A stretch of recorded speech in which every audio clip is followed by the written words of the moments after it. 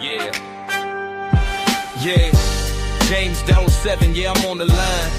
Truth in the light, let it fully shine. Not by force, not by fame, by the risen Christ and his holy name. Cornerstone laid, can't be moved. Prophet spoke and the word proved. Before all time, before all breath, he walked out alive from the grip of death. Lamb of God, scars still show. Paid that debt that we all owe. Not a myth and not a phase. Split the calendar in his days. I don't stand on shifting sand. I stand on the great I am. Alpha Omega, first and last. Future secure, anchored in the past. Grace not earned, it's freely given. Cross tore open the gates of heaven. Stone rolled back, guards fell down. Risen king with the victor's crown. No throne higher, no name above. No greater power, no deeper love. Every knee, one day gon' bow. He is Lord, forever now. Truth don't fade and it don't retreat. History rests at wounded feet. From empty grave to global sound. The gospel thunder still shakes the ground.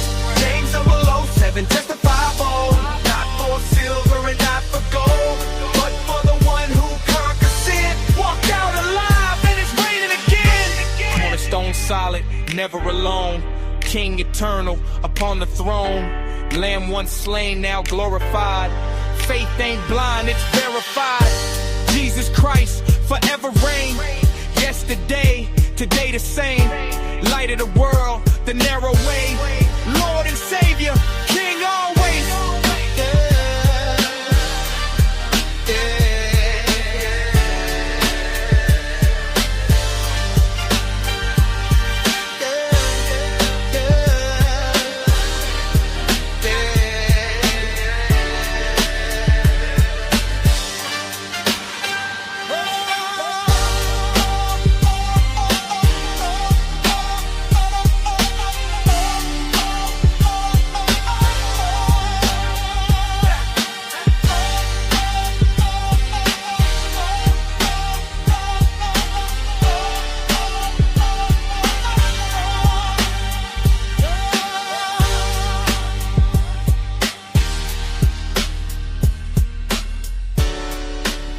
All right, all right, all right. God bless, and God bless one more time.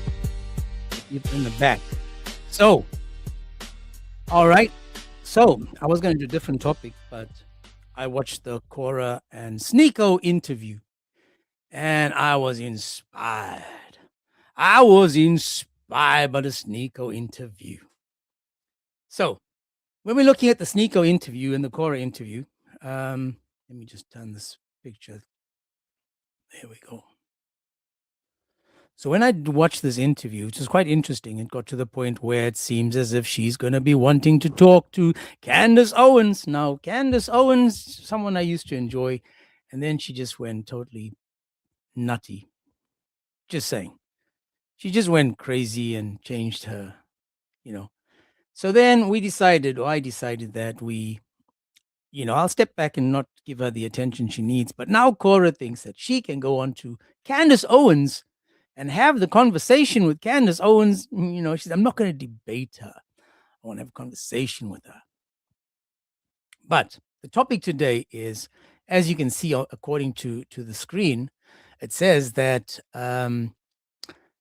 why do mostly women convert to Islam? Now, Sneako asked this question to Korra. Sneako asked this question to Korra, and I was interested to see what she would say. Let's see how much she's going to say and what she's going to say, and if it's all in truth. So of course I did that. Today's live is again for the Muslims. Do you agree that mostly women convert? And if it's mostly women doing the converting, why do you think that they are converting? And I'm just going to go through a bit of what Islam has given us regarding women, of course. And then we'll see if these women that are converting to Islam, if they are knowledgeable or not. are these women smart? Have they done the research? Have they done the homework? Um, or are they just entering this religion blindly? Now, Muslims, again, when it comes to them and they eventually want to join, the Muslims now will have to try to make it make sense, because I'm looking for you guys to confirm what they say. Right now, I think that, for example, right, that a woman that is sick and tired of listening to her husband nag, she'll be like, "Oh, go nag your other wives. Go nag your other wives, man. Leave me alone. Leave me alone."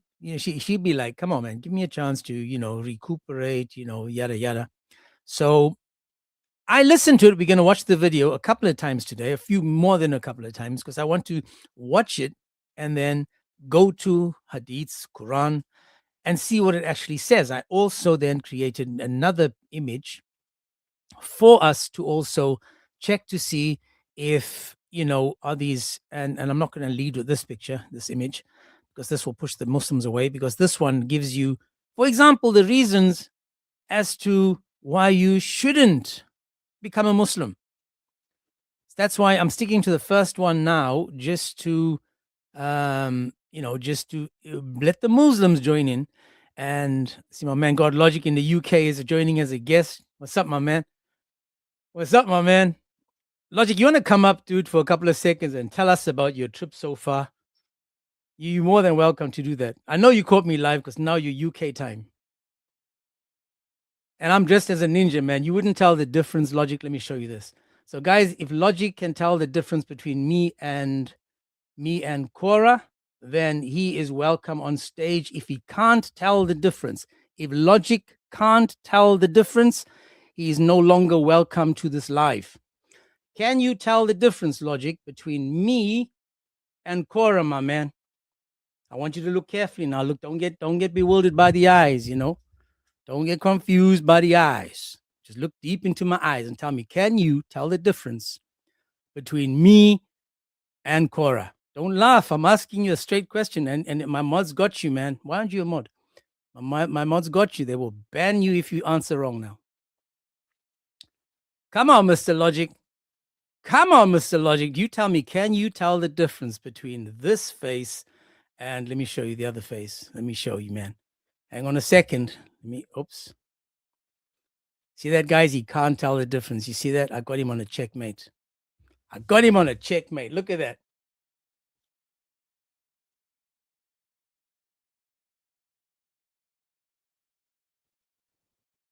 See that? He can't tell the difference, people. He can't tell the difference. See, if I sat over here and I said, why do Muslims, mostly women, convert to Islam?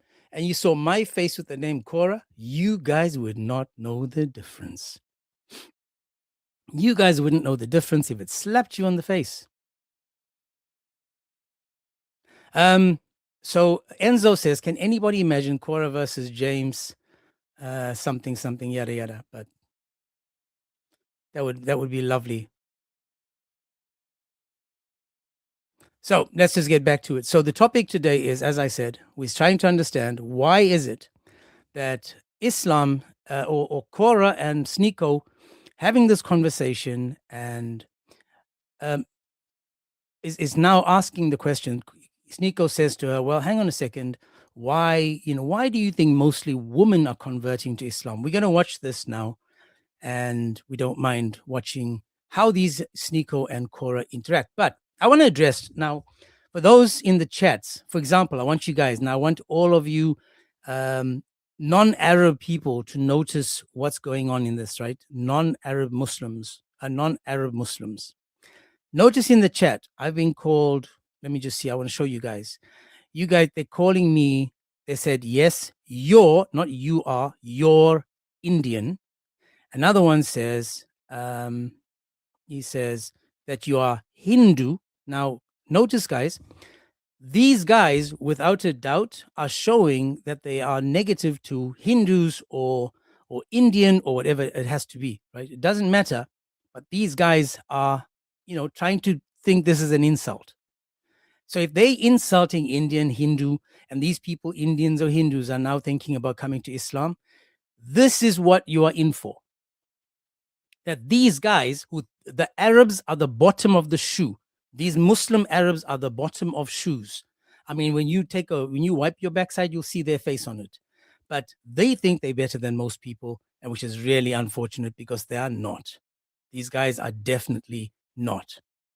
Now, looking at the screen, guys, let's watch the video and get an understanding of why I'm asking people to watch this video, because again, we're going to learn now why more women, according to Islam, why more women are actually coming to Islam, why more women are coming to Islam. For those that are asking where I'm from, I am from South Africa. I've never made a thing about it. I am South African. We are called the Rainbow Nation. You guys can say whatever you want. It's all good. Fact of the matter is that I'm not a Muslim. The biggest insult anyone can give me is call me a Muslim. Call me a Mohammedan, and that's an insult. Call me anything else. You can call me the N-word, you can call me a Hindu, you can call me, it doesn't matter what. That's not an insult. That's a compliment over calling me a Muslim. You can call me anything, man. Anything. And it'll still be better than me called a stone licker. So let's get to it. So let me put it on there, get the sound on there, and let's now watch and learn as to why we are able to enjoy, why women are coming to Islam. Let me just fix this over here.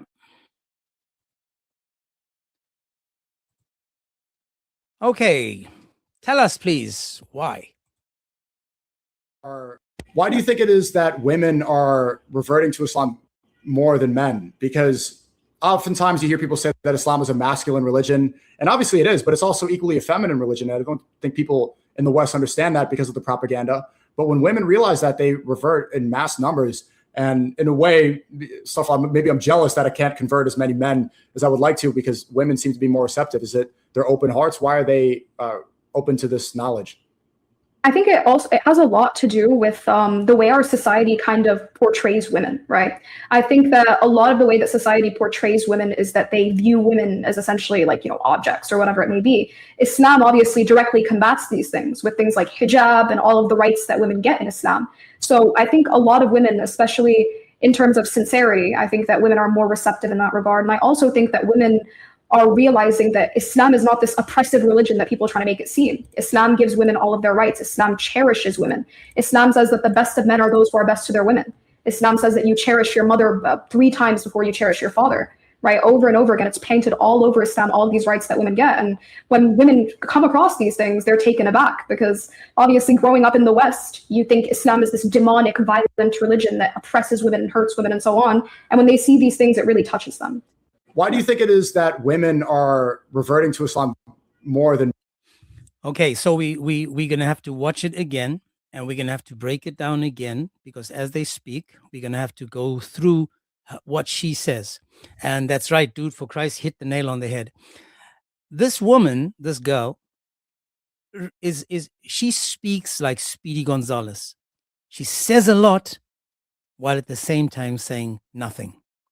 And she says like, okay, perfect.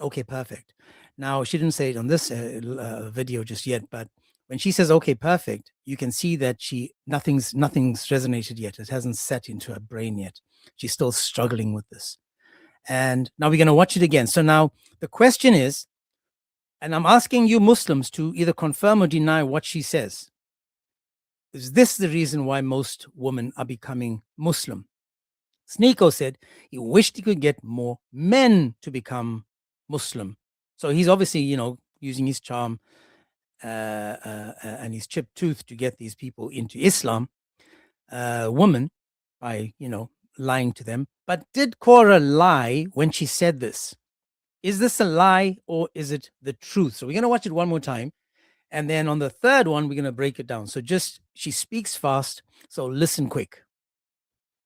Why do you think it is that women are reverting to Islam more than men, because oftentimes you hear people say that Islam is a masculine religion, and obviously it is, but it's also equally a feminine religion. I don't think people in the West understand that because of the propaganda. But when women realize that, they revert in mass numbers. And in a way, maybe I'm jealous that I can't convert as many men as I would like to, because women seem to be more receptive. Is it their open hearts? Why are they open to this knowledge? I think it has a lot to do with the way our society kind of portrays women, right? I think that a lot of the way that society portrays women is that they view women as essentially like, objects or whatever it may be. Islam obviously directly combats these things with things like hijab and all of the rights that women get in Islam. So I think a lot of women, especially in terms of sincerity, I think that women are more receptive in that regard. And I also think that women are realizing that Islam is not this oppressive religion that people are trying to make it seem. Islam gives women all of their rights. Islam cherishes women. Islam says that the best of men are those who are best to their women. Islam says that you cherish your mother 3 times before you cherish your father, right? Over and over again, it's painted all over Islam, all of these rights that women get. And when women come across these things, they're taken aback, because obviously growing up in the West, you think Islam is this demonic, violent religion that oppresses women and hurts women and so on. And when they see these things, it really touches them. It really touches them, mashallah. So now we're going to break it down. We're going to actually see if this is true, right? We're going to see if this is true. Is it the West that's looking at Islam saying, oh, Islam is bad because they just have a bad idea of what Islam is trying to portray? Or is it Islam itself telling us that Islam is not good for women? So we're going to go through it. Now we're going to stop. We're going to go through it just a tad. Then we're going to stop it. And then we're going to try to see. And now if there's Muslims that think that that she's 100% correct, and I'm reading the chats, want to know, well, what are the rights she's talking about? What rights is she talking about that is elevating Muslim women up on this pedestal? What rights? Now we'll start it again. I'm going to stop and we're going to chat it.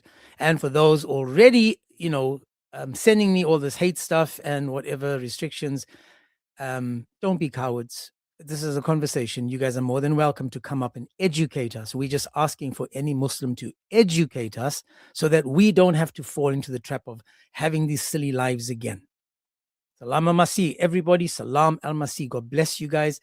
I pray that every one of you is doing well. As I said, every day is a good day, but we have Christ. So we're blessed and grateful. But we'll start again now, and we're going to stop and chat. And if there's Muslims that want to tell us, what rights do women have in Islam? What rights do women have in Islam? Then we can all learn together, right? So let's see now. Why do you think it is that women are reverting to Islam more than men? Because oftentimes you hear people say that Islam is a masculine religion, and obviously it is, but it's also equally a feminine. He says it's also equally a feminine religion.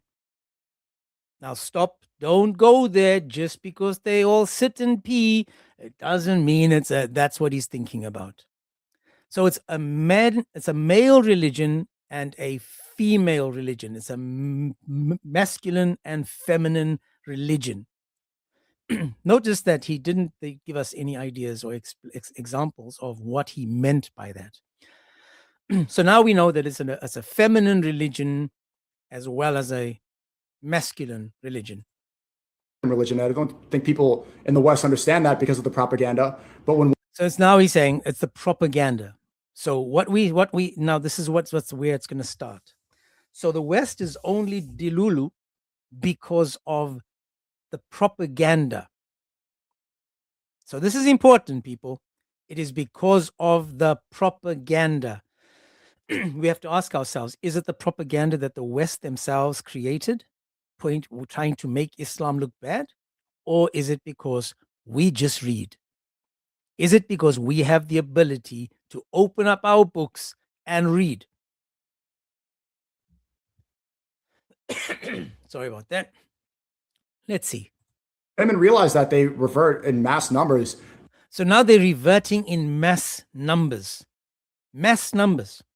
MashaAllah. So it's like they have this football stadium where they're all standing there and they're all becoming Muslim in mass numbers We need to find out why.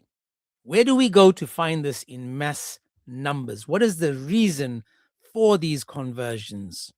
And funny, Logic was here. Hopefully he comes back because he is in the UK and he's my time. So if he comes back, because he actually did a video on this exact topic and he explained it, he broke it down in his video as well.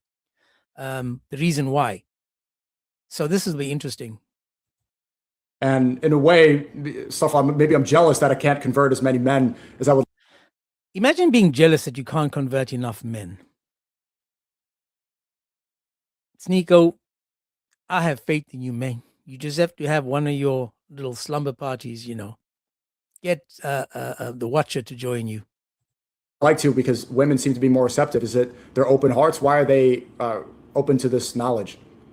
I think it has a lot to do with the way our society kind of portrays women, right? Now, notice what she said.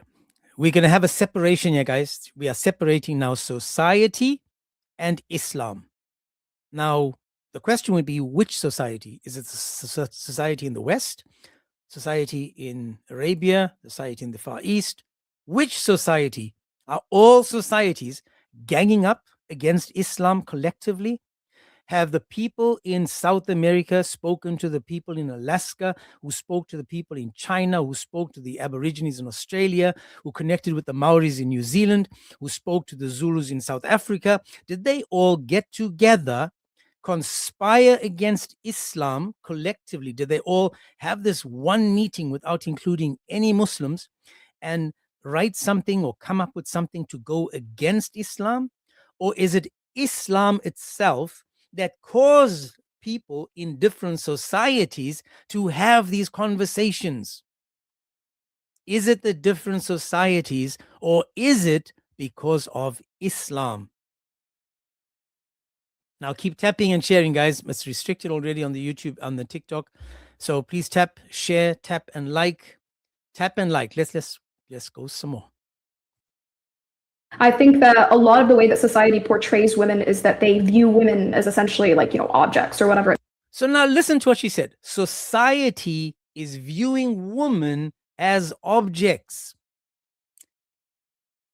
Did you guys get that?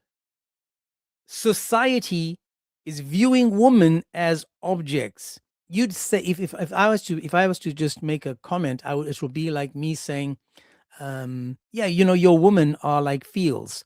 Just go and plow them. I mean, that would be something like an object, wouldn't it? That would be like me not taking the woman's feelings into regard and me just ignoring who she is and what she stands for or anything about her. Right? What do you think? I'm just saying, the society in the Western culture, the people are saying, look at a woman as an object, make her seem like a field and just go and plow her. Or an object like just she's not really human, she's subhuman, she's like, she's just a creature, she's equal to a dog and a donkey. I mean, this is what society is saying, right? I mean, Islam doesn't say these things. So now we're getting it. So now we understand. So society has made women into objects according to this donut. Maybe Islam obviously directly combats these things with things like. Now we're going to get with things like, so Islam combats the fact that women are not objects. MashaAllah, but we're getting somewhere today, people. She's literally helping us understand how Islam looks at women.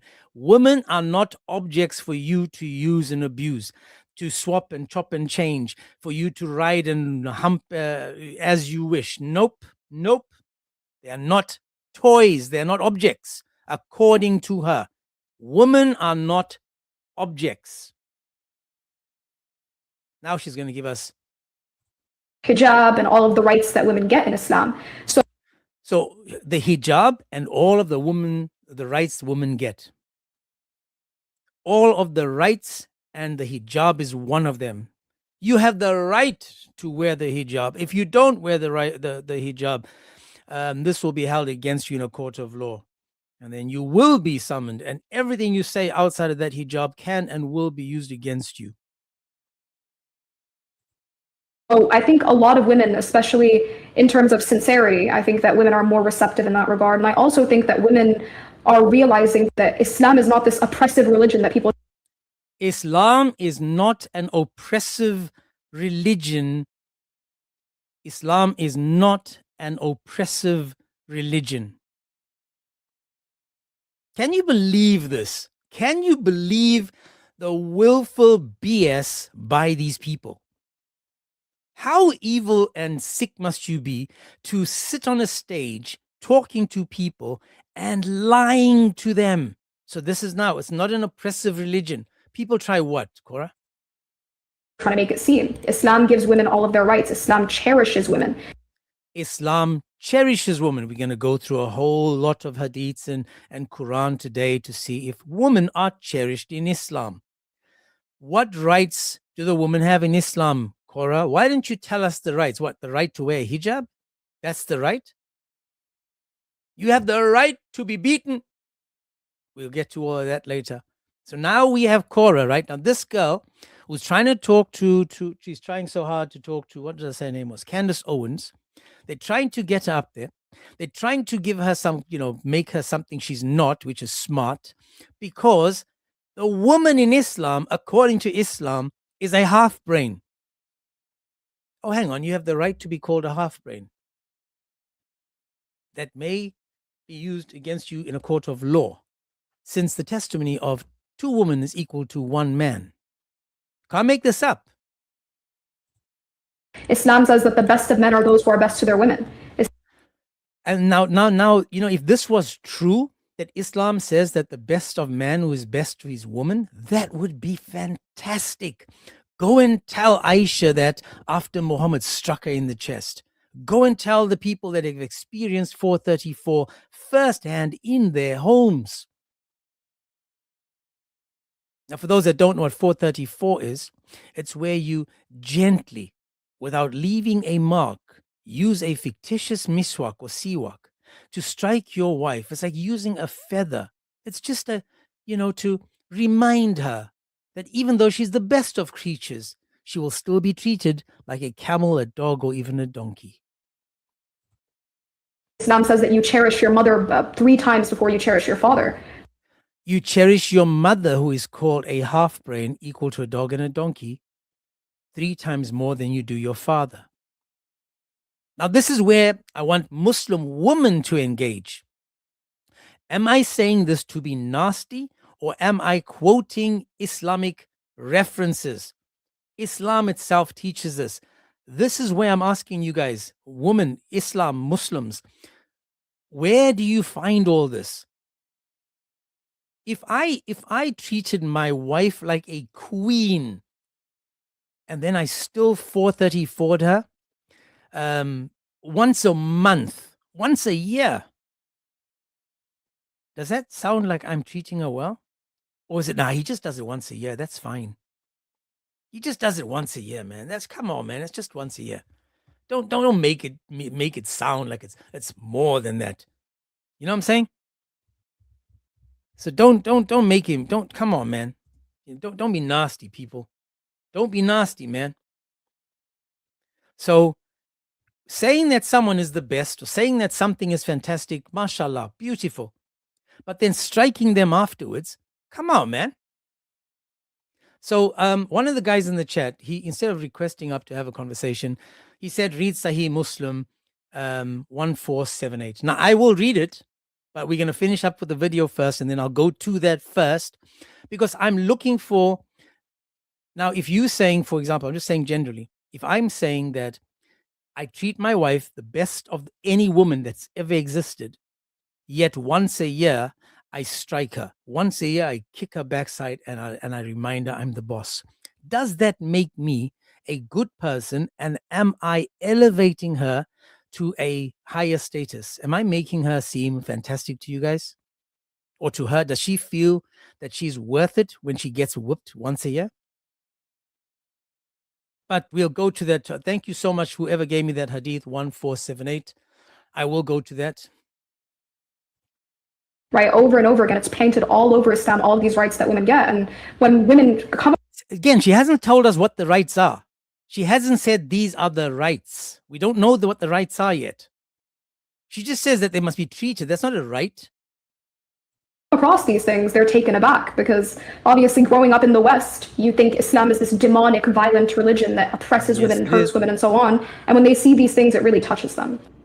So when you see these things, it really touches you. Beautiful. Now, the guy, I'm not sure if he's Muslim or Christian. I will read the hadith because I want to do this in all transparency so you guys can see that I am willing to go there while at the same time, I'm still going to take you somewhere else. So I'm not sure what this is, whether it's in my favor or not. But let's learn together. So this is Sahih Muslim 1478 says, Abu Bakr, be pleased with him, came and sought permission to see Allah's messenger. He found people sitting at the door, and none among them had been granted permission. But it was granted to Abu Bakr, and he went in. Then came Umar, and he sought permission, and it was granted to him. And he found Allah's apostle sitting sad and silent with his wives around him. He said, I would say something which would make the Prophet laugh. So he said, Messenger of Allah, I wish you had seen the treatment meted out to the daughter of Khadijah. When you asked me some money, and I got up and slapped her. Sorry, I'm just getting rid of a hate speech. So he got up and slapped her. Now, this is supposed to make Muhammad laugh. He said, and I got up and slapped her on the neck. Allah's messenger laughed. So what was the cause of his laughter? He's laughing because I think it was Abu Bakr, one of these guys, went to the daughter of Khadijah who asked for money, and he slapped her on the neck. And Muhammad laughed and said, they are around me as you see, asking for extra money. Abu Bakr then got up and went to Aisha and slapped her on the neck. And Umar stood up before Hafsa and slapped her, saying, you ask the messenger which he does not possess? They said, by Allah, we do not ask Allah's messenger for anything he does not possess. So just in this, it's about money, people. Muhammad found this funny. According to the hadith, 1478. Come on, how is this more violations? And another. Guys, if you don't like the life, just move on. Just walk on by. Just keep going. Pretend I'm like the black stone and you're just circling me. Just keep circling. Go to another life. And if you end up coming back over here, please come back. But keep circling that Kaaba. Just keep walking around it, please. Don't be like the pigeon sitting on the Kaaba, leaving your traces behind. Now, according to this, Muhammad found this funny. Now, of course, this must be, and this is humor. He found it funny. They wanted to make him laugh. How did they make him laugh? By smacking these girls. Why? Because they asked for money. It's all about the money. It's all about the dum-dum, da-da-deem-dum. And then it goes on, Allah's messenger, and then he withdrew from them for a month or 29 days. So he needed a time out from his wives. Then this verse was revealed to him, say to the wives for a mighty reward. He was then first to Aisha and said, I want to propound something to you, but Aisha, but wish no hasty reply before you consult your parents. She said, now why would you consult your parents? That's because you're a child, right? She said, Messenger of Allah, what is it? He recited her verse, to her the verse, whereupon she said, it is about you that I shall consult my parents. Messenger of Allah, nay, I choose Allah, his messenger, and the last abode. But I ask you not to tell any of your wives that I have said. He replied, not one of them will ask me without my informing her. God did not send me to be harsh or cause harm, but he has sent me to teach and make things easy. Point being, in this video, obviously this was more on my side, is that we can see now that according to what this Korra said isn't true. Even at the time of Muhammad found humor in women getting 434'd in front of him. So imagine this. Oh, I came to make you laugh, and you get up and you slap some girl on the neck, and then Muhammad laughs. Why didn't he say no? No. Why did he say don't do that? Instead, what did he do? He laughed. The man laughed, people. So I'm just asking the question here. Why is that funny? Why is it, he walked up to her and slapped her, saying, You asked the messenger for money. What did he say? He said, Messenger of Allah, I would wish that you, let me see. He said, I would say something which would make the Prophet laugh. So he goes and he slaps the girl. So is this the type of rights the women have to be slapped? Is this what they're talking about? That the women in Islam have the right to be slapped?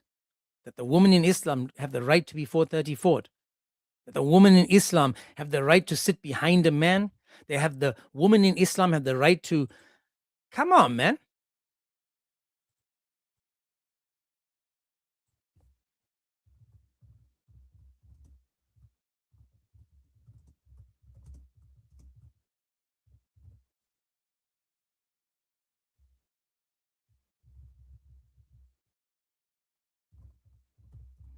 Just adding some notes over here, guys. Just adding some notes. So she has the right to a lift. That's right. So we're gonna watch this, and I'm gonna give you guys more hadiths, more Quran verses, and we're going to see. Now I'm hoping a Muslim can request instead of report, try to request instead of report, and help us understand. Have I misunderstood? Is it a lie when I read the hadiths? Is it a lie that you can strike your wife? Is it a lie that they're equal to dogs and donkeys? Is it a lie that they're deficient in intelligence? Is it a lie that they're deficient in religion? Is it a lie that they're half of a man? This is the questions I'm asking today. Korra and this Muppet of hers, this other donut, have lied to us. So we know that lying is allowed in Islam. We know that lying is part of Islam. So is this just a lie to, promote Islam or not? So let's watch it again. We're going to break it down again because there's more to cover. Now I'm going to give you ideas from the hadiths and the Quran as to where we find the lies that she spoke about. So there's lies, and then there's the answers to the lies. So let's, one more time. Sneako, can you make it make sense one more time? Why do you think it is that women are reverting to Islam more than men? Because now the question, why more women? It's because, guys, the quickest way for women to become Muslim is through marriage. Weak women that don't know Islam are the first ones to convert to Islam. How many women do you know would go over? I am Maria on my backup account. My main account is banned. So you need to go to James 007 and then backup BU. So how many women would become a Muslim knowing, for example, that you can be beaten in this religion? How many? How many women would go to religion and the guy is like, oh, don't forget, you are equal to a dog and a donkey? How many women would say, oh, that sounds perfect for me? Oh, this sounds like something that I would run to. How many women would go to this? I don't know a single woman that's willing to be, dehumanized, to be humiliated, to be disgraced. And again, these women are finding these men, and these men, like you saw yesterday, right? The guy in the video we did yesterday with the 6 Muslims. What did he say? He found the Muslim woman a problem. So he found happiness and peace in a Christian woman. So the opposite now is that the Muslim man takes a woman that has peace, that knows love, and then twists and changes her to something she's not, because now once she enters Islam, what is the charge for leaving Islam again, guys? To be unalived. Leave Islam, you get unalived. So these women are groomed and they are brought into the religion. And then when they're in the religion, they can't leave. And then you'll find the big percentage of people leaving is saying, hang on a second, I'm leaving because I didn't know that this existed in the religion. I didn't. So someone is saying not true. Let me give you an invite. Why don't you come up and explain what is not true about what I'm saying? Sanzak from Bosnia. El Sanzak Bosna. Would you like to come up and tell us why I misunderstood? What have I misunderstood? Can you help me? That you can strike your wife, Surah 434. In the Quran, Surah 434 says, strike your wife. I'll show you now. You see, this is what happens when you try to come to a live without knowing what it says. On the screen are examples in the Quran where it tells you that men can carry 4 wives, half the inheritance goes to a woman, that one man's testimony is equal to 2 women, all from the Quran. 434 says you can strike your wife. The hadith in Sahih Bukhari 304 says she's equal to a dog and a donkey. Hellfire is full of them. It says that she's also deficient in intelligence in 304. So I've got on the screen now for you guys to see that it's not just me saying it. It is in the Quran and in the hadiths. Quran and hadith. So did I make it up? No, I didn't make it up. Oh, now you want to change it? Now you want to change it? See, that's what happens when you become a coward. That's what happens when you want to become a coward. But nice to play. So you guys are still reporting me. I'm getting more hate speech as we speak. Unbelievable. Because you guys are cowards. Every single one of you that reports me, you're as weak as Muhammad was. So let me get rid of them. I've got 2 now.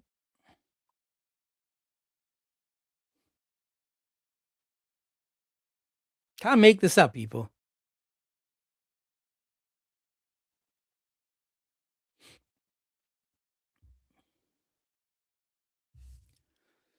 Leckerman says your MTR is coward. Come up. Why are you guys hiding in the chats? If I'm wrong, then prove me wrong. Come up and show me that Islam is telling you that women are treated equally in this religion. Show me that the women have been given all these rights. What rights? The question now is, what rights are you guys talking about that I have misunderstood or missed? What are the rights given to women?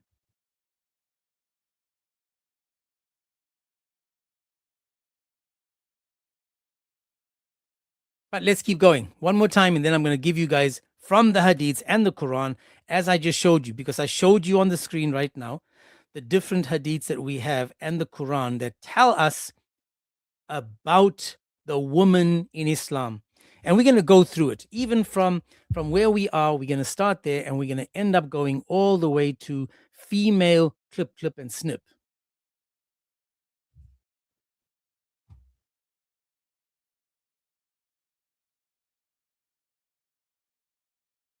So I've sent you, I said, okay, where are you at now? Dude, lekker man, what is wrong with you, dude? Either come up or shut up. Let me just shut you up. We don't talk about people's mothers, because we'll talk about your mother Aisha.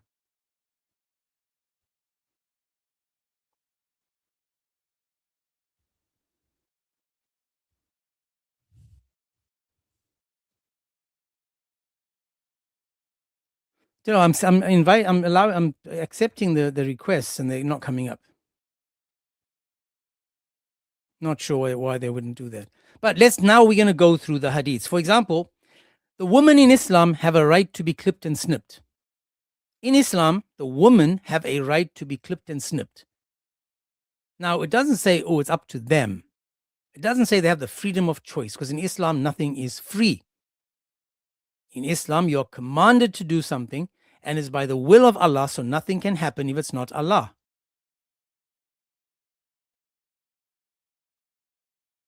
So let's go to it. For example, in Islam, when it talks about, for example, when we're talking about that men are a step above women. Men are a step above woman. Why? In Surah 434, Allah says He prefers the male over the female. Men are preferred male over female. So one more time for those that just came in, we're going to watch a video from Korra and Sneako, a conversation, Korra and Sneako, And notice how they talk about, the question is, why do you think more women convert to Islam? Not, and she never once mentions marriage. She never once says, oh, well, the Muslim men are beautiful, man. And the woman, they want the Muslim man, not the Christian man. So she's literally going, no, don't question that, man. Just accept it, man.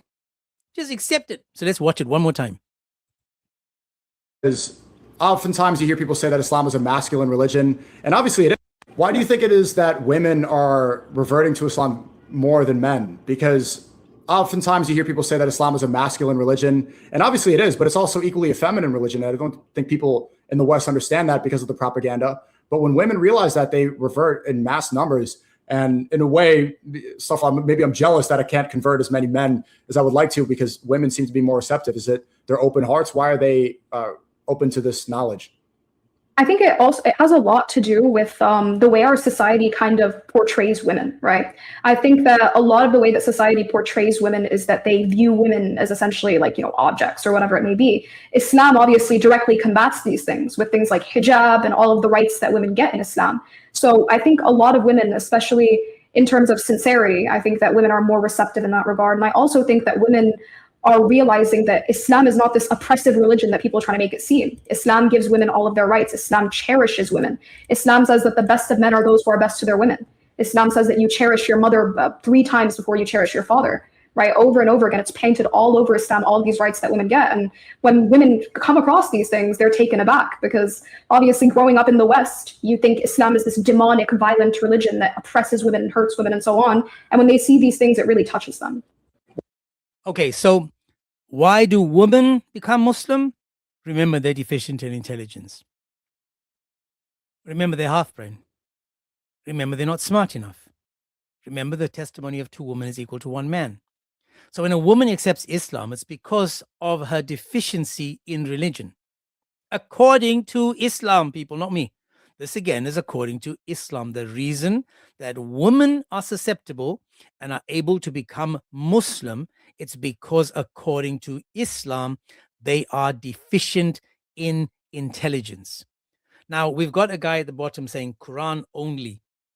This makes me chuckle when he says Quran only, because on the screen, I have on the TT the verses on the screen from the Quran telling us, for example, 1 man's testimony is equal to 2 women. Why? It's because of her deficiency in her religion. So we'll go to the verse. Let's go to the verse now. And now we can start reading and understanding, where is all this coming from? Is this just what Christians have made up? Or is it true that all this information that we have is coming from Muslim sources? From Muslim sources. So let's start in the Quran, and we're going to go straight to Surah 2. We'll start at Baqarah, and we'll go to 228. 228.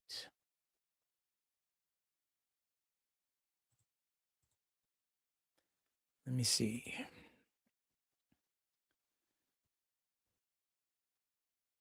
Okay, let me put this on the screen as well.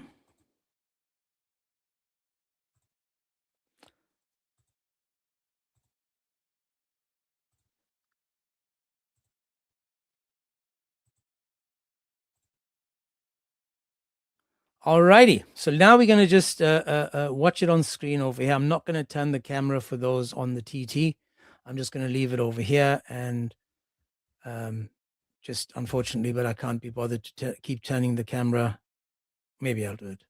But Surah 2:228. I'm going to read different translations so that you can see I'm not picking and choosing. I'm not picking and choosing. I'm allowing it to speak for itself.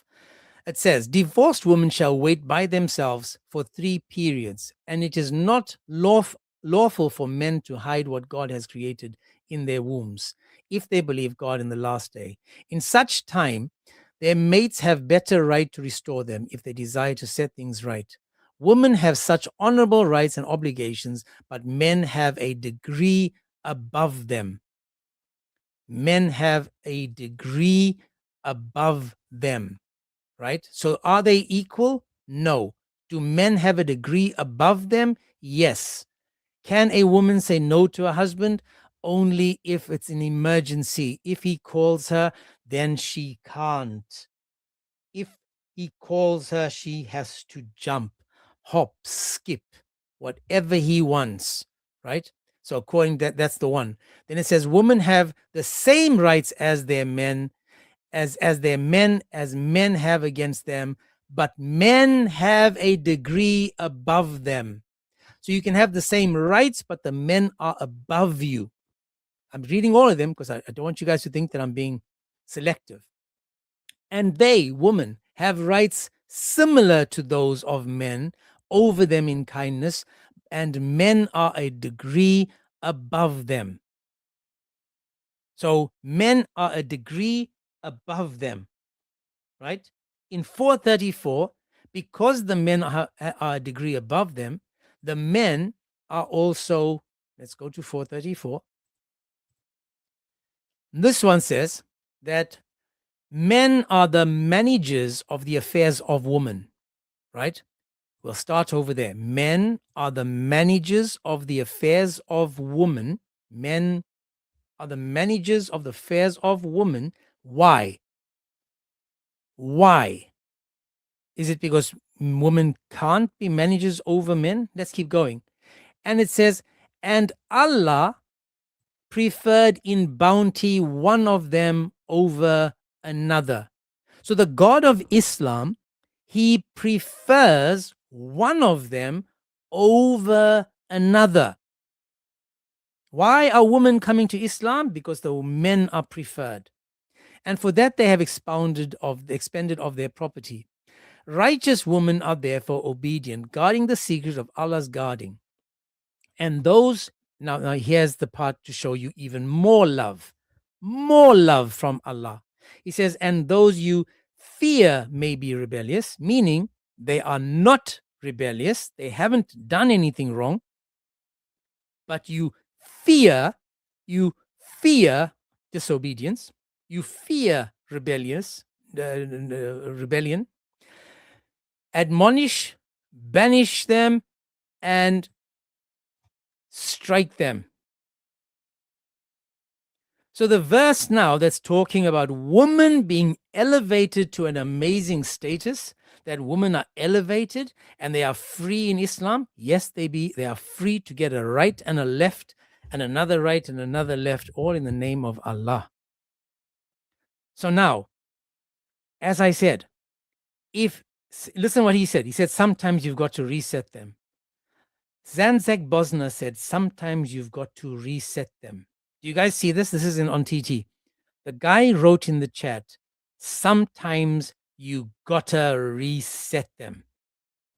MashaAllah. So I'm sending you an invite because I'd love to understand what you mean. Please join, please, Sanzak Bosna. Can you join, please? Just so I can understand what you mean. I know you never do lives because you're dead on the inside. Can you join the live for just 1 minute? Speak. I don't even have to talk to you. Tell us what you mean by the women need to be reset, and then drop. I just need you to explain it so people can see that, what you mean, because I'm doing dawah now. I'm trying to get people to come to Islam. So if you can help me help them. People, the guy said women need to be reset. He's a Muslim.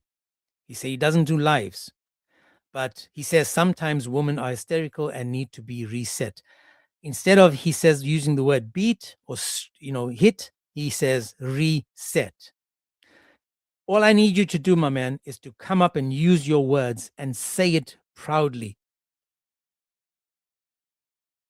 He's speaking a lot on the TT, and he has a lot to say, and he's confirmed that this is because the woman needs to be reset. MashaAllah. So he says he doesn't have a problem with it because it is normal. This, guys, is a true Muslim. He is literally telling us that this is normal. According to them, this is not a problem. So is this why non-Muslim women should become Muslim? so that they can get reset each time they are not in line? Do you guys understand that the woman, why women don't know Islam? It's because they are deficient in intelligence according to Islam. And according to Islam, that if a woman comes into this religion, they can be reset. According to Islam, people, they can be reset. You can't join the live, you can sit quietly in the corner. Gave you a 5 minute just to time out. Maybe you can go to another live or something, but this is stupid. If you're not going to join, you can shut your up. So this again shows you how the women in Islam have been elevated. So they've been given the right to be beaten, given the right to be struck by the God of Islam. The God of Islam, he put his little stamp of approval on it. He's like, good to go. Not a problem. Not a problem. Take you to another verse. We're going to go to Surah 4:43. Just a couple of lines further down. I think it's 4:43.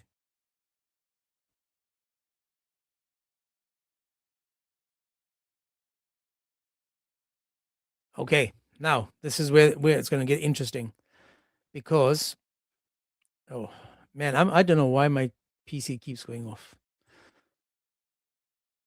So this is where we're going to read now from another page. This is Surah 4:43. 4:43. In the Quran again, people, it says, "O believers, draw not near to prayer when you are drunken until you know what you are saying." So they used to go and pray when they were drunk. That makes sense. Unless you are traversing, that means traveling away, until you have washed yourselves. Now listen to this now. This is where it gets interesting.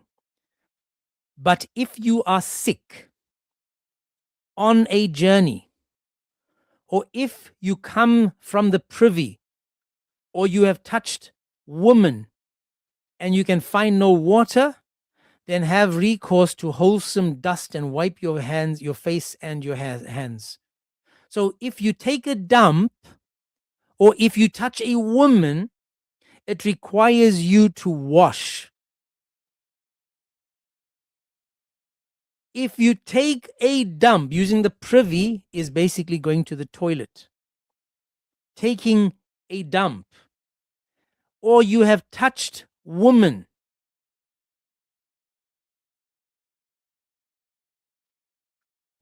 then you need to wash, people.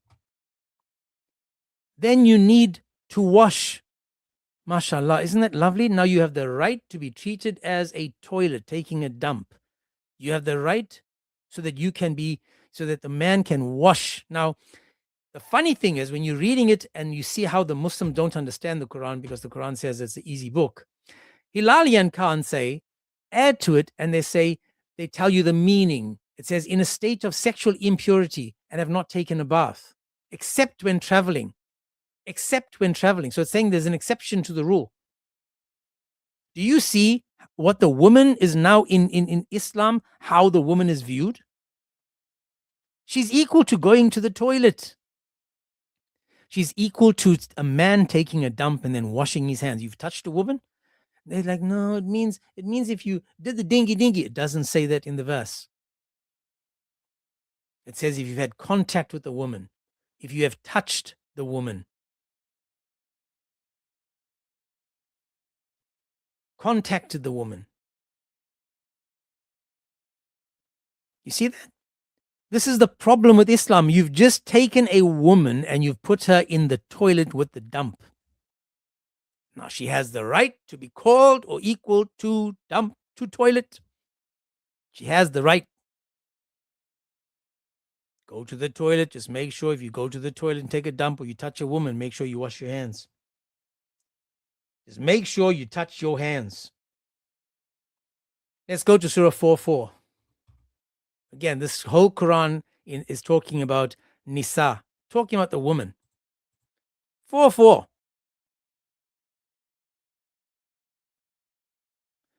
And there it says, let me just start the first one. "And give the woman their dowries as a gift spontaneous." Right? But if they're not pleased, why wouldn't they be pleased? I'm just asking. Why wouldn't a woman be pleased? She should be jumping up and down going, yoo-hoo! I was given my dowry. I was given my share.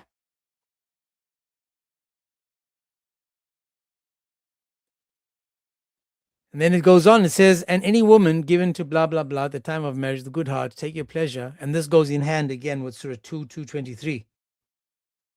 2, 223. Both of them. Half the inheritance. Surah 2, 282. 2, 282. Let's go back there. Again, guys, all I'm showing you is we're going to watch the video again, because I want you to see how they lie to us. They want us to believe something that's not there. So it says, O believers, when you contract a debt upon one another for the stated term, write it down and let the writer write it down to you justly. And let not any writer refuse to write it down as God has taught him. So let him write, and let the debtor dictate. And let the fear of the Lord and do not diminish and aught of it. And if the debtor looks weak, yada, yada, yada. And if to call two witnesses, oh, there we go. And in to call two witnesses, men, or it be two, be not men, then one man and two women. One man and two women. So the witness of one man is equal to two women. In Islam, we're talking about the rights. Korra said the women have rights in Islam. The right is you have to have a second woman confirm what you said. For example, guys, Islam is given to us or confirmed to us through Khadijah. She confirmed Muhammad as a prophet. She's a half-brain. Where's the second woman to confirm what she said? Islam, you cannot take the voice, the one woman's word and believe it because she's half of a man. Same with Khadijah. Same with Aisha. Same with Korra. Same with Itchy and Scratchy. Why are they alone in their testaments and we must believe them when they don't have a second witness to the event to collaborate what they said, collaborate, is that saying the right word? To confirm what was just said. Why don't we have that? Why do we have these half-brain women dictating? Now we've got Maloink Oink, Greasy Piaj, who is now pushing Korra, a half-brain, in front of men. Make it make sense. Islam just called them deficient in intelligence, and now they're promoting these women like they're the best thing since sliced bread. Why should I accept half-brain testimonies if there's not two of them? Then one man and two women. He says, such witness as you approve of, that if that one of the two women errs, the other will remind her. If one woman errs, the second one will remind her because she is not smart enough. Imagine that. Your own God says you need two women because you know their minds. Their minds don't work. So literally have two of them. So if one makes a mistake, the second one can jump in and rescue her. But did they say that when it came to Khadijah? No. Did they say that when it came to Aisha? No. Yet all these hadiths, Aisha confirmed it. Aisha said it. Come on, man. The question again is, as Phil just said, do you think that men can make mistakes? To us to make mistake? Do you think that a man makes mistakes? Didn't Muhammad make mistakes? Didn't he forget verses in the Quran? Didn't he recite it wrongly and was corrected? If Muhammad himself was that of a dummy and couldn't get things straight and right, then why in the world is a testimony of a woman half of a man's? Notice again, we're using Allah's word, the Quran itself, to teach us and help us. And Korra lied to us. She lied saying, oh, you women have rights. What rights, Korra? What rights? What so far? Is it me, you, and the West attacking Islam, or are we just reading? Are we just reading what Islam gave us? This is from the Quran. I haven't gone to the hadiths yet. This is Quran confirming how women should be treated. confirming that this is in Islam. But no, you making things up. You the one twisting the words of the book. If a woman makes a mistake, get a second one to confirm what she said. That's in your Quran, 282. Baqarah 282. Your book tells us this. Not me, not a Christian, not God logic, not life, not word and I. We didn't say this. You guys gave it to us. We just reading it to you, and this is why you buttered. This is why you buttered.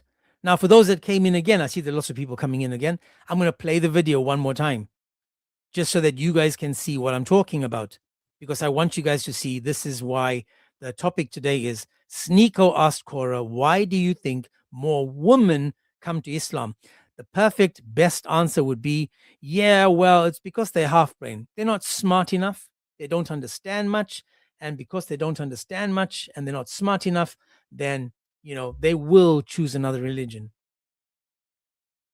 The men are too smart to become Muslim. Why? Because they have the intelligence. The women are not smart enough to become Muslim. So according to Korra, according to Sneako, the women themselves that are not smart enough, they are the ones becoming Muslim. One more time. Why do you think it is that women are reverting to Islam more than men? Because oftentimes you hear people say that Islam is a masculine religion, and obviously it is, but it's also equally a feminine religion. I don't think people in the West understand that because of the propaganda. But when women realize that, they revert in mass numbers. And in a way, maybe I'm jealous that I can't convert as many men as I would like to, because women seem to be more receptive. Is it their open hearts? Why are they open to this knowledge? I think it has a lot to do with the way our society kind of portrays women, right? I think that a lot of the way that society portrays women is that they view women as essentially like, objects or whatever it may be. Islam obviously directly combats these things with things like hijab and all of the rights that women get in Islam. So I think a lot of women, especially in terms of sincerity, I think that women are more receptive in that regard. And I also think that women are realizing that Islam is not this oppressive religion that people are trying to make it seem. Islam gives women all of their rights. Islam cherishes women. Islam says that the best of men are those who are best to their women. Islam says that you cherish your mother 3 times before you cherish your father, right? Over and over again, it's painted all over Islam, all of these rights that women get. And when women come across these things, they're taken aback, because obviously growing up in the West, you think Islam is this demonic, violent religion that oppresses women and hurts women and so on. And when they see these things, it really touches them. Yeah, it touches them across the face. Yep, it touches them across the face, I would say. Ask me. Where's it touching them, Korra? Where's it touching them? On the face, 434? Make it make sense, Korra. Where's it touching them? Where is it touching them? I just want to quickly see if I can find what God Logic did on his one. Just to see his video when it came to Korra. I think it's on why can't I find that? Why can't I find that? He just made a video of it, which is going to be, I just wanted you guys to see it so that we can let me see how many. Where are you at, man?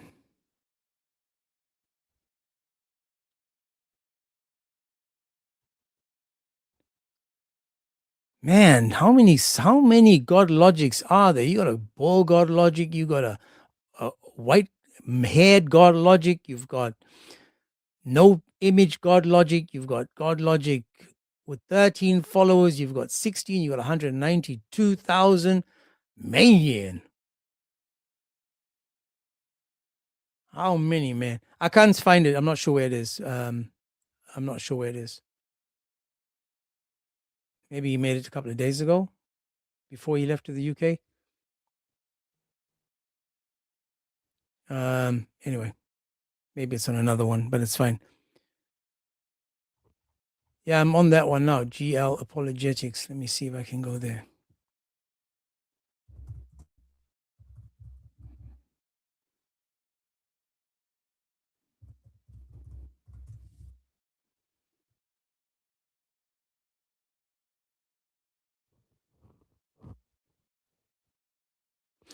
Uh,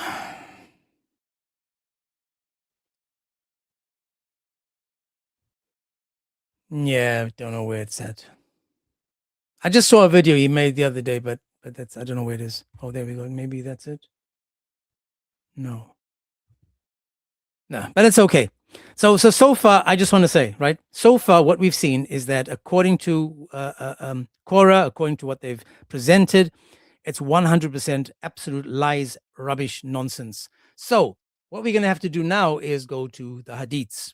We're going to go to hadiths, and according to the hadiths, we're going to check to see if any of the hadiths are true. We're going to see now if we can go to the hadiths to see what the hadiths are talking about when it comes to Islam and to women, right? And funny on the screen, as you guys can see, this was just a funny one. When they say that Jesus was a Muslim, this is a chuckle because there's a hadith that says, the messenger of Allah said, we are the last people to come in the world and we will be the foremost on the day of resurrection. Now watch this. If they are the last people to come, this is Muhammad saying, he's talking, we are the last. So he's talking about Muslims, we are the last. Then how can Jesus be a Muslim? How can Jesus be a Muslim, man? How? Right, now we're going to go to a couple of the hadiths to see about women. Now remember, the women have been given rights in Islam. In Islam. We're going to go straight to 304, Sahih Bukhari 304, right? And now as I said, guys, we are trying to understand Islam from a Muslim perspective.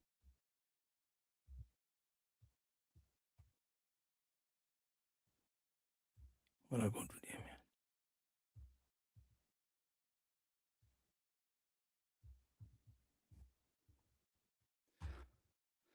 Let me see. How do you make the screen smaller? And as control something. How do you make it smaller? Control.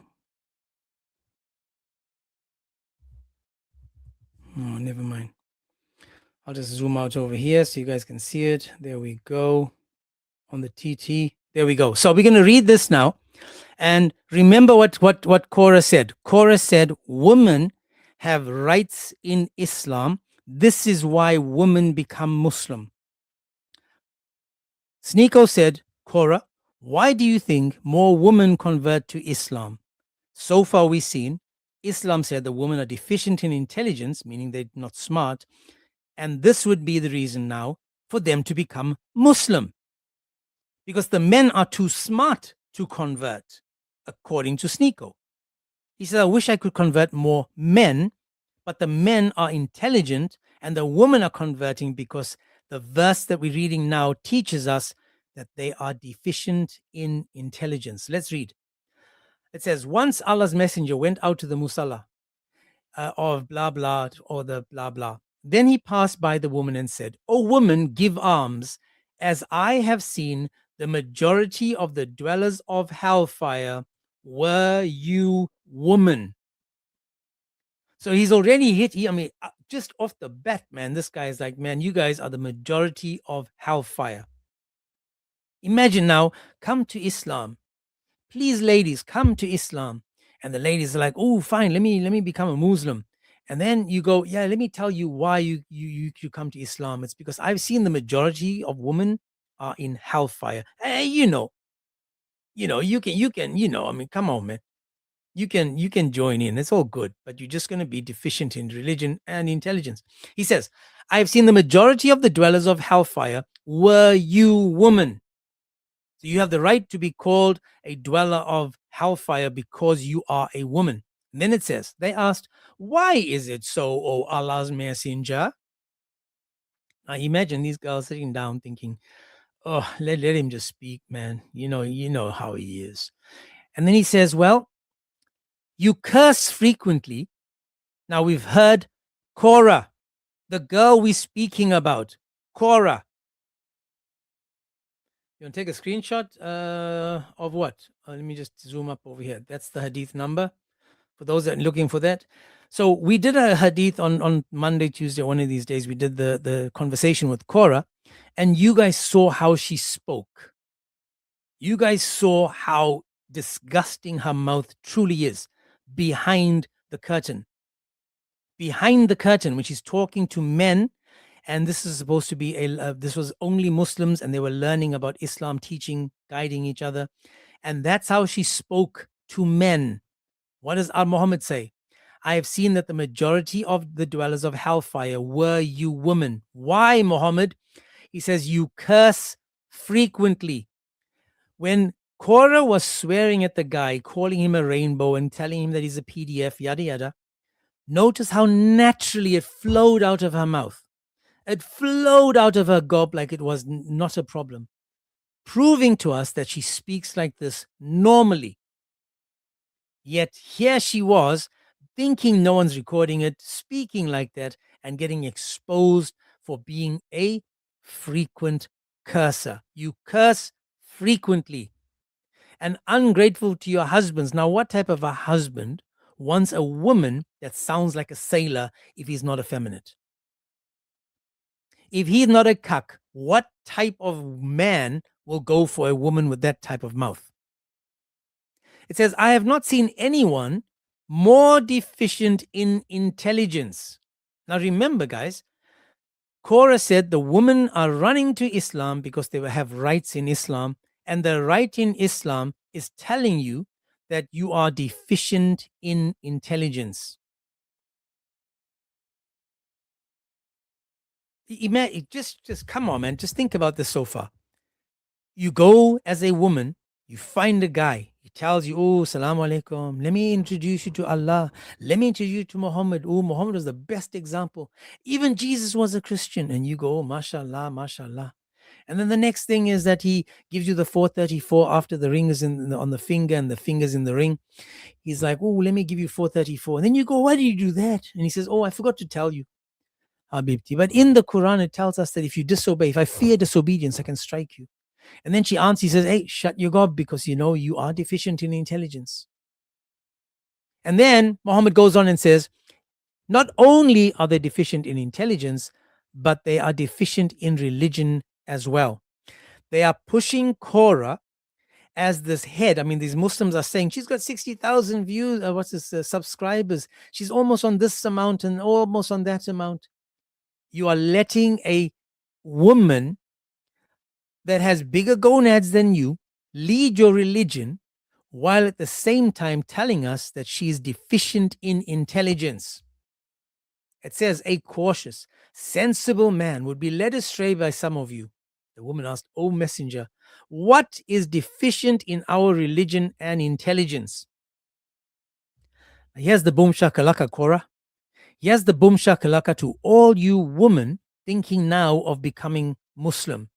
What is the boom shakalaka? The lady says, what is deficient in our intelligence and our religion? Muhammad said, Muhammad, is not the evidence of two women equal to the witness of one man. That's because we just saw in the Quran, if one woman forgets, the other one will remember and help her not make the mistake of forgetting. So, Korra, what rights do you have here? The right to be called a half-brain. What's the rights over here? I'm confused. What rights do you think the woman have when it comes to this verse? Muhammad was forgetting verses. Does that mean he was effeminate? Just because he's crouching tiger peed? And then it goes on. They replied in the affirmative. I mean, imagine being that dumb going, yeah, you're right. You know, we are half brains. So you're right. Imagine sitting there, taking that. Then it goes on and says, this is a deficiency in her intelligence. Isn't it true that a woman can neither pray nor fast during her menses? The woman replied in the affirmative. He said, this is a deficiency in her religion. So already off the bat, we now have, according to the hadith, why women are half brain. why women are just not smart enough to have these types of intellectual conversations and to lead men. It's because of their deficiency in their religion. So far, Korra, this is the rights you're talking about, correct? Are these the rights that you want people to talk about?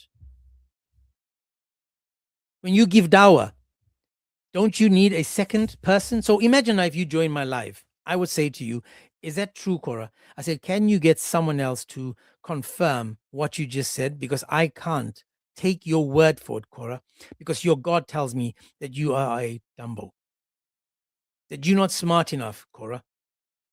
You may destroy me in an argument, but because you destroyed me, you're showing me how, ill-equipped you are according to your religion. So I might lose the argument, but your God still looks down on you. Imagine that. Imagine her winning an argument with a Christian man, and then the God is still sitting down there shaking his head going, yeah, no, don't forget that you're still not smart enough. Don't forget that. You just, I know you want to, but, Let's go to another one. Let's see now how the rights of a woman in Islam. Let's go to 2141, if I'm not mistaken. And I think that's Dawood.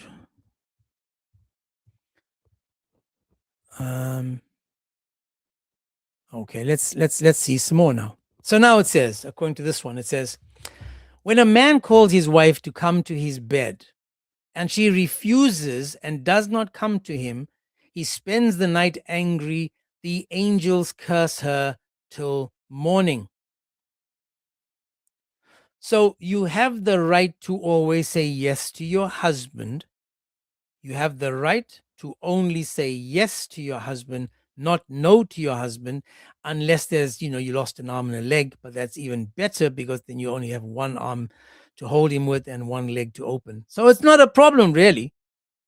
You're just making problems, girls. I mean, come on, man.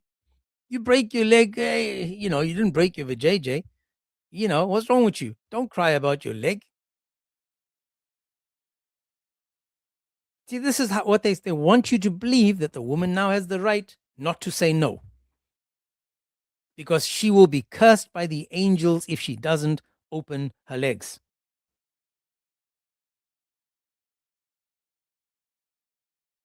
Now, what about tricking someone? What about tricking someone into doing something? Like a virgin. What do you think about tricking someone? Let's go to 6971. And let's see again. Let's see now. You have the right in Islam to be tricked. As a woman, you have the right to be tricked. What did I mean by that? It says, Muhammad said, it is essential to have the consent of a virgin.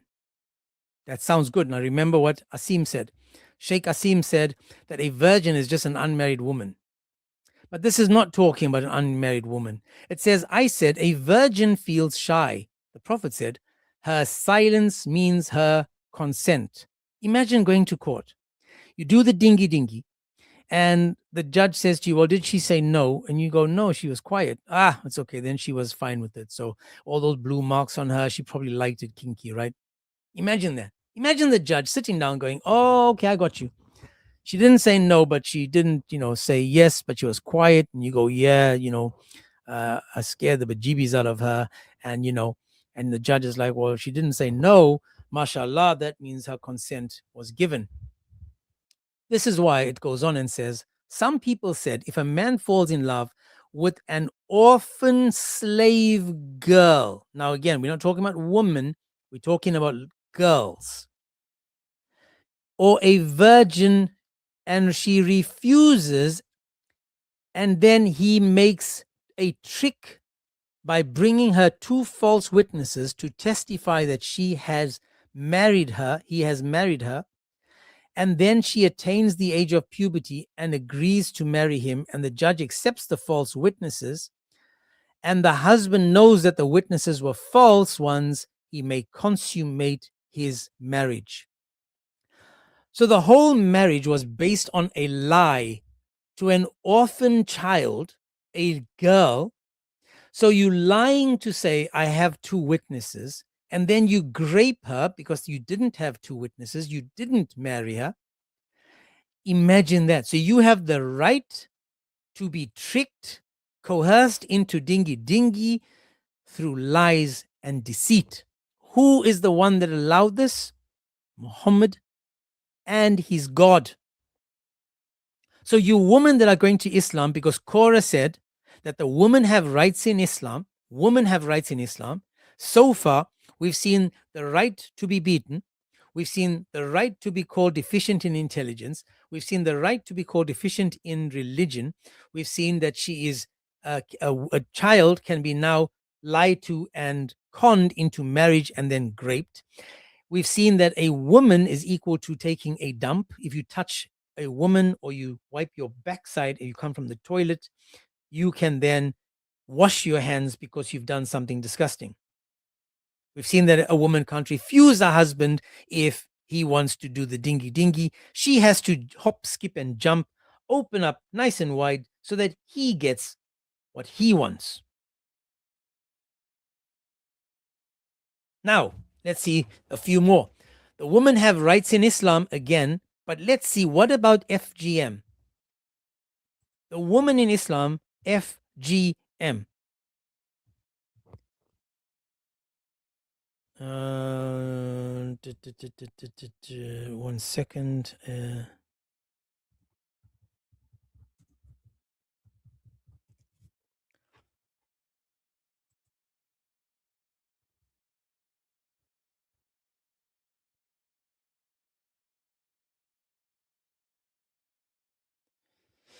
Let's see. Now, this verse again is Sahih Muslim 349, and it's talking about clipping and snipping, FGM, female genital mutilation, circumcision, circumcising woman.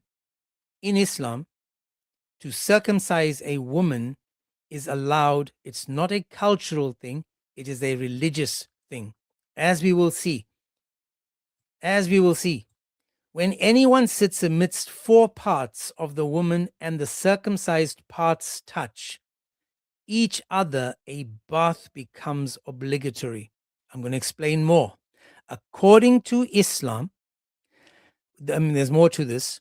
It says a bath becomes obligatory for the person. Now, this is talking about Aisha and Muhammad. When they used to do the dingy and the two parts touched, if the two circumcised parts touched, meaning there was some kind of contact, then a bath becomes obligatory.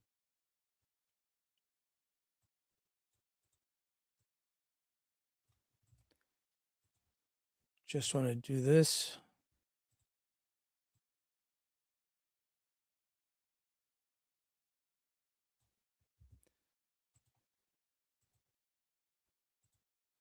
Let's go to another one talking about the another one, 4464. We are now on Mishkat. We are on Mishkat al-Masibith, 4464, Mishkat al-Masibith. And he says, blah, blah, blah, told that the Prophet said to a woman who performed circumcision on girls in Medina, do not cut severely, as it is better for a woman and more desirable for a husband. Now look what it says. Abu Dawud transmitted it saying, this is a weak tradition, one of those of whose transmitters is unknown to man, yet there are other hadiths confirming this. So watch this. I'm going to show you this. I'm going to copy this, paste it in there, and we'll show you if it's a weak hadith. Right.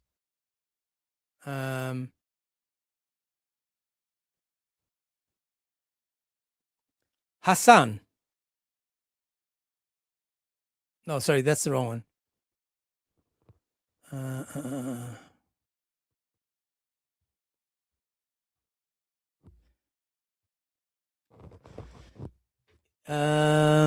Wow, have they changed it? So if you guys go to Jai and DOC, Jai and DOC actually did a live where it was changed while they were on live, on the live, it changed. I'll show you more. We'll get to more. Let's go to 608. Right? 608 says, when the two circumcised parts meet, then the bath is obligatory. The messenger of Allah and I did that, and we bathed. Again, pointing to the fact, now if you ask any Muslim, can you show me any evidence of Muhammad being circumcised? They don't go there because to show that Muhammad was circumcised, it will confirm that Aisha was circumcised. It'll confirm that Aisha was circumcised. And this is a problem for the Muslims. This is a big problem for the Muslims. 5271. Showing you guys that this is not something that came from Somalia. This is not an African thing. This again is confirming. I just want to do this.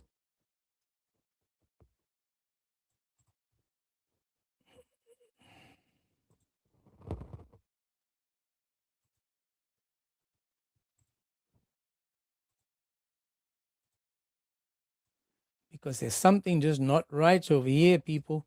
I just want to copy this and I'm going to go to translate. Just 1 second. So everything I'm doing over here is in front of you and you can see it, what it says. So this is also saying in the Arabic that this is known and this is a weak hadith. So if it's weak hadith and it was written as Sahih, notice over here, Sahih.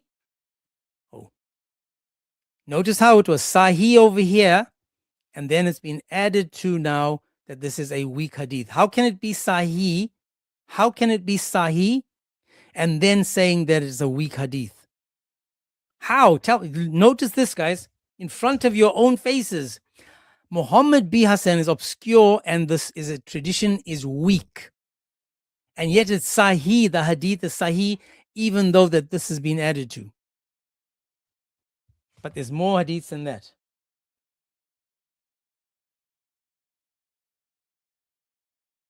Many more hadiths than that. All we have to do is just show you from the circumcision, right? If we go to perform circumcision, we can show you how, according to Aisha, she was present at the time when the girls used to get circumcised for her brothers, right? Even Aisha herself said she used to bring entertainment. She brought entertainment for the children being circumcised. How is this possible? Aisha, let's see, circumcision, and let's write brother, children.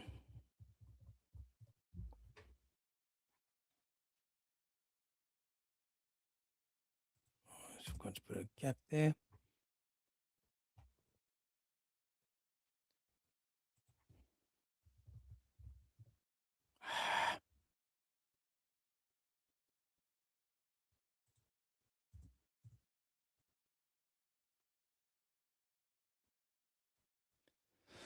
All you have to do, guys, is learn how to use sunnah.com and you'll be able to see, write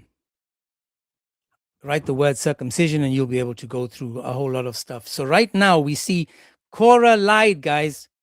Korra lied that they have, that these people have some kind of that the women have rights. That the women have rights. Korra lied when she spoke to what's his name? To Sneako. She lied about it. I just want to find this one quickly about Aisha's brother. Aisha brother. Let me just take away children because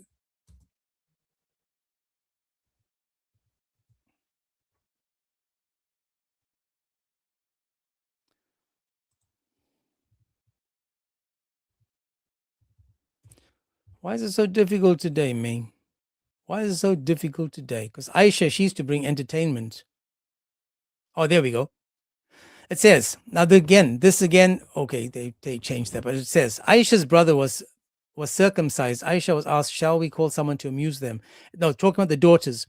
When Ulmak related, when the daughters of Aisha's brother were circumcised, Aisha asked, shall we call someone to amuse them? So the girls were being circumcised. Aisha was bringing amusement for them. Imagine that. So now you guys know, according to Islam, it is in Islam, not in the culture. Don't blame Africa for everything. Don't blame Africa for everything. Leave my Africa alone. This is something totally different. This again is proving to you guys that Aisha is the one that we can go to. And unfortunately, the Muslims are going, yes, but. Yes, but, guys. This is the religion of yes, but. It says it, but we don't follow it. It says it, but we don't accept it.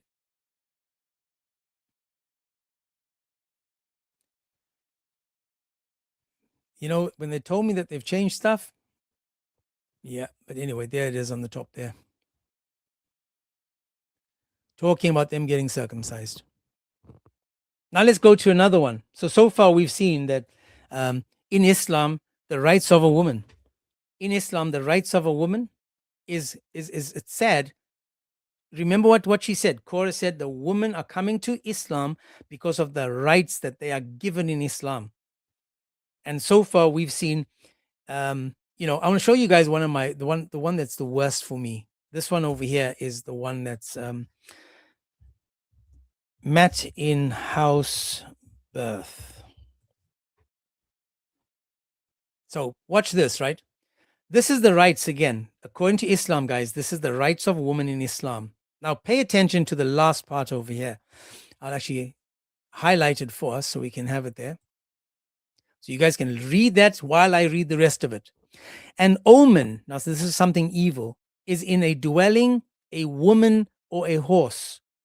So an evil omen, because there's other ones as well, an evil omen is in a dwelling, a woman, or a horse. So a house, a woman, or a horse. So you have the right to come to Islam, and then you will be called an evil omen. And then it goes on. Abu Dawud said, this tradition was read out to blah blah, and I was witness. It was said to him that Ibn Blah Qasim told him, that this is Muhammad, told him that Malik was asked about the evil omen in a house, in a horse, in a house. And he replied, there are many houses in which people have lived and perished, and again others lived therein. They also perished. He says, this is an explanation so far as we know. Allah knows best. Dawood said, Umar said, Umar, this is the guy that gave us the 3 verses of the Quran, allowed wife beating. Umar said, a mat in a house is better than a woman who does not give birth to a child. Let that sink in, people. A mat in the house is better than a woman that does not give birth to a child. Ladies and gents, did Aisha give birth to any children, even though she is the mother of the Ummah? There's the question for you. Make it make sense. A mat in the house. So Aisha gave birth to no children. Umar said, a mat in the house is better than a woman who does not give birth to a child. How many women out there are not able to have children?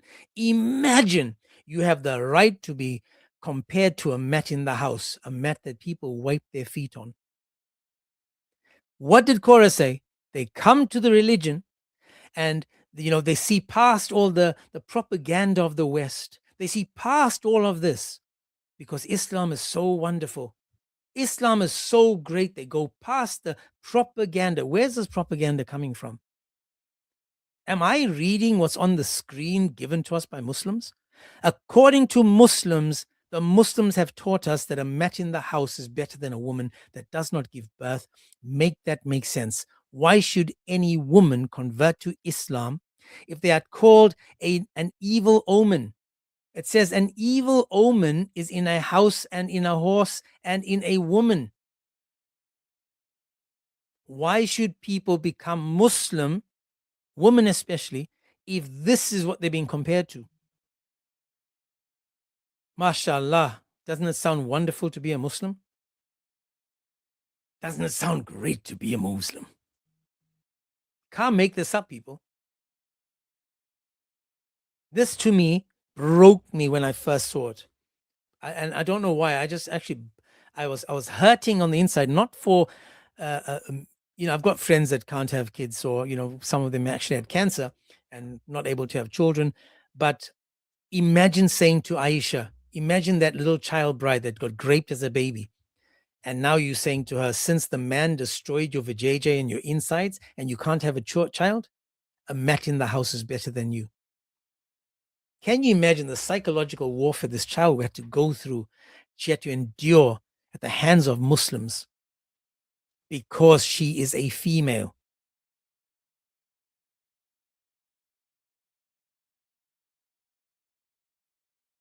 I don't know, man.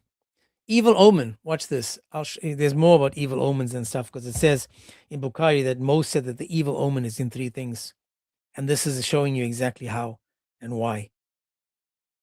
It actually says women who seek divorces are hypocrites.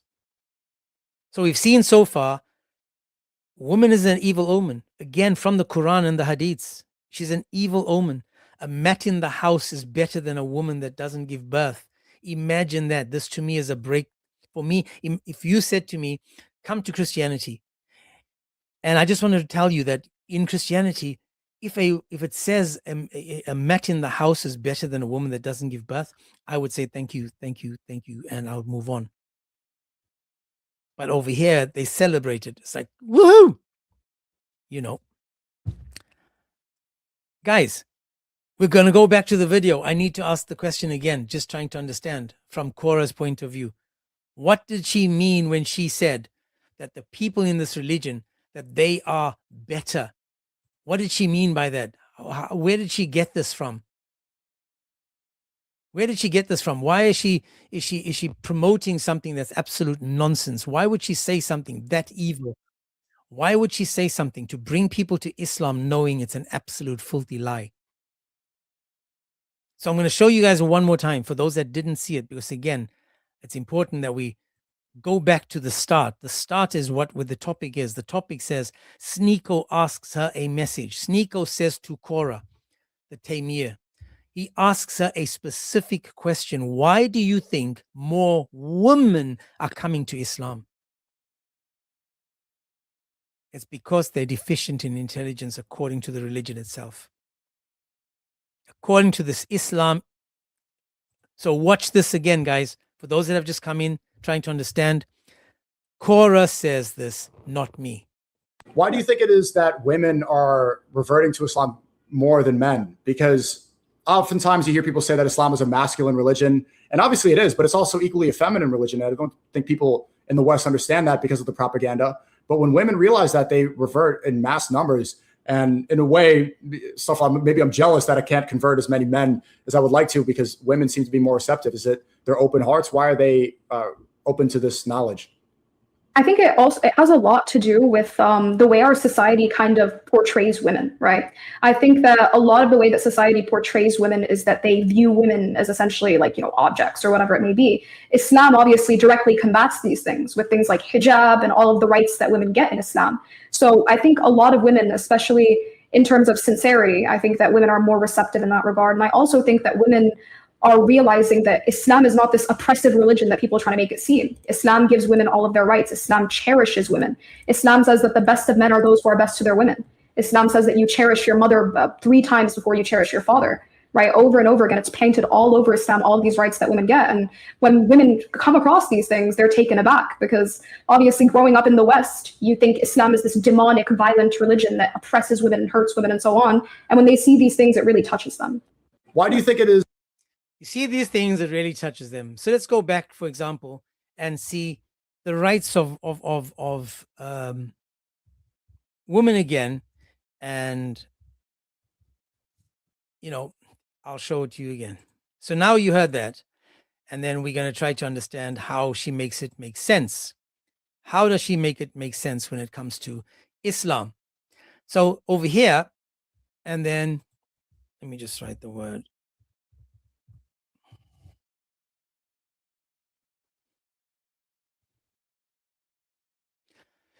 So it says, Sahih Bukhari 519. Sahih Bukhari 519.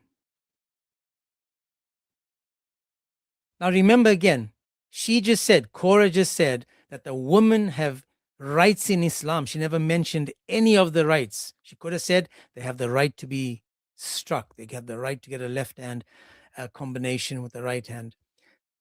In Islam, it says, this is Aisha again, the child bride, the one that was raped by Muhammad when she was still a child.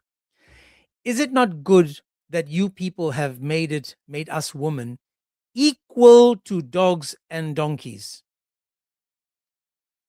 So women in Islam again have been made equal to dogs and donkeys. I'm not saying this. I'm reading this. Is this the propaganda that the West is she's talking about coming from the West or from Christians or from non-believers?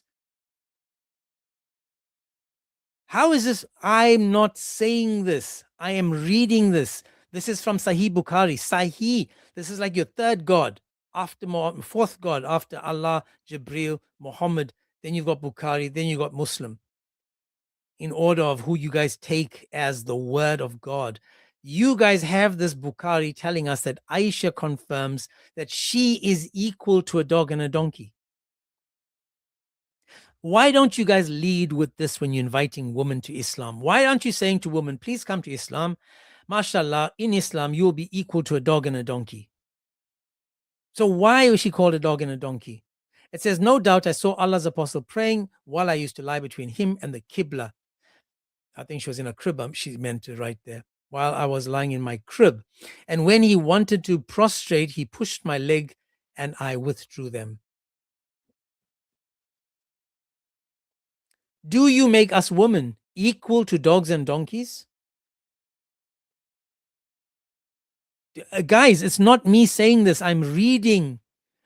Korra lied, saying that these women have rights in Islam, but she didn't tell us what the rights were. Not once did she say that. She says, oh, you must elevate the woman 3 times before you get to the man or husband, father or something. It doesn't matter. She's still equal to a dog and a donkey. Her presence will still annul prayers. She's still a half brain. She still can't make decisions. She still needs permission to leave the house. According to Asim, that Sheikh Imam, whatever his name is, you can't even wear a backpack because it will show your breasticles. Imagine, these are the rights that she never spoke about. You have the right to be beaten. She never mentioned that. Why do we allow these people to come on our platforms and lie? Why do we give them platforms to spread lies? Why are the Muslims not correcting her, saying, what is her name again? Korra, you lied about women having rights because they don't have rights. We decide what rights. I mean, Muhammad said, if he was to allow anyone to prostrate to anyone, he would have the woman prostrate to their husbands, showing you how elevated the man is, not the woman. If Korah is telling the truth that the women are so fantastic over the fathers, the mothers are so fantastic over the fathers, then Muhammad would have said, if anyone was to prostrate to anyone, it would be the husbands, the children, and the family to the mothers. Muhammad said the opposite. He said, if anyone was to prostrate to anyone else, the woman would prostrate to the husband, the father of the house. She lied. They lie knowing that we are able to read. And that's right, Phil. Prostration is worship. So if the woman is elevated so highly according to the liars, why don't they mention this? Why don't they mention that if anyone was to prostrate to that? Let me see if I can find that. Anyone has the number? Prostrate.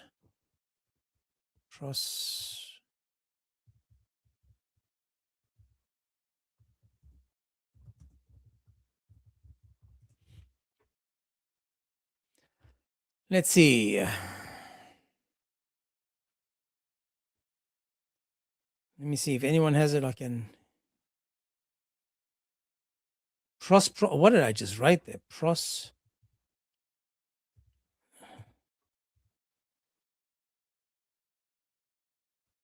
My goodness, what am I doing?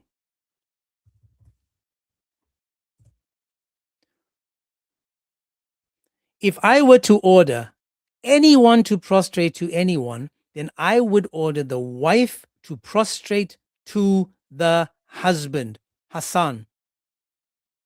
So there we go. Why doesn't it say that the man should prostrate to the woman because she's elevated? Why doesn't it say that you should prostrate to the mother? Why doesn't it lift the mother up? You see how she lied? She lied because she's a liar. She's a Muslim. And clearly, according to what she said, we'll go back to the video. She said that you elevate the mother 3 times before the father.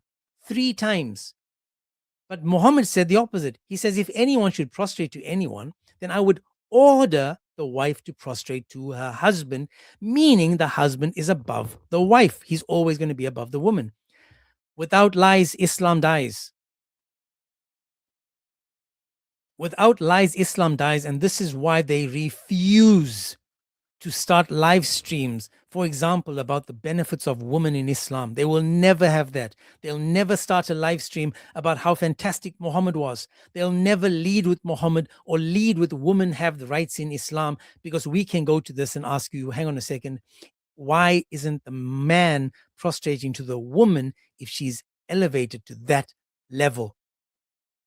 Korra is a liar. Korra has been called out so many times for being a liar. She twists, she speaks fast, trying to be smart, but because according to her own religion, it's telling us that she's deficient in intelligence and religion. They curse too much, and we heard how she curses. And if anyone is to prostrate, it is not a man to his wife or a man to his mother. It is a woman to her husband. You see that? All we do is read. Yeah, we haven't even gotten to the breasticles yet and allowing other men to be breastfed. We haven't even got to that humiliation just yet. In Islam, come to Islam where you can allow another man to breastfeed. I think it's 1452. 1452.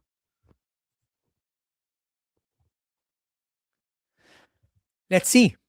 Now, again, come to Islam, people. Come to Islam where you can get your breasticles out for your neighbors, for the Sahaba, for anyone that's visiting you. According to Islam, it says, Aisha said, again, the half brain, the one that's equal to a dog and a donkey, that is called the mother of the ummah. Imagine saying to someone, you are our mother. And then you have a Hindu says, the cow is our mother. And over here, we've got Aisha being compared to a dog and a donkey. Can't make this up, man. But it goes on. It says, Aisha reported that it had been revealed in the Quran. So in the Quran, okay, it's not there today. It's not there, people. It's gone. It was once there, not there now. It was once there, now it's gone. Boom shakalaka, gone. And it says, it was once revealed in the Quran that 10 clear sucklings made the marriage unlawful. It was abrogated and substituted by 5 sucklings. I dare you to go to someone's home and do dawah and say to the woman, listen, and if your husband leaves the home, you are okay not to show him your hands, your feet, your ankles, even your hair. Don't show him your neck, but make sure you get your tits out for the boys so that they can breastfeed. Imagine getting your breasticles out for people that you don't know, because that will make them not want to do the dingy with you. Can you imagine the sickness that you have to have in your heart and your head to tell your own wife, get your things out, get your breasticles out, so that my friend Bob that's just driving past, he needs an overnight because he got a long drive. And please, if I go and get you and get, I was going to say milk, get bread, you get milk while I get the bread. Imagine that. Why don't they lead the live streams like that? Instead of lying to us and saying the women have rights in Islam, say you have the right to be breastfed or right to breastfeed. Is this humiliating a woman or is this elevating the woman? That's right, Phil. Is this elevating a woman or humiliating the woman by allowing her to breastfeed grown men? And how do we know this happened? Because we've got Salim, who Muhammad chuckled like a cuckold. He chuckled while a grown woman was having a man with a beard suckle. Again, this is Islam. You have the right to be suckled. Come to Islam. These liars are bringing people to Islam under false pretenses, and once these people come into the religion and find out, it's a matter of time before they leave. How many people did we have on our stages that came to Islam, found out that this was true, and then left Islam because it was like, well, no one told me that. That Lily idiot, I forget her name, Lily J or Lily Jane or something. That woman has to be one of the most brainwashed people I've ever heard speak. In fact, I can't actually listen to her. So, when you get stopped in the USA, they put a gun to your back and they say you have the right to remain silent. Anything you say can and will be held against you in a court of law. In Islam, it's like you have the right to be breastfed. Anything you say or do will be stuck in your face and you'll have to suckle 5 times. Can you imagine that? Okay, we've got 1453. Let's go there. What's the next couple of verses? 1453.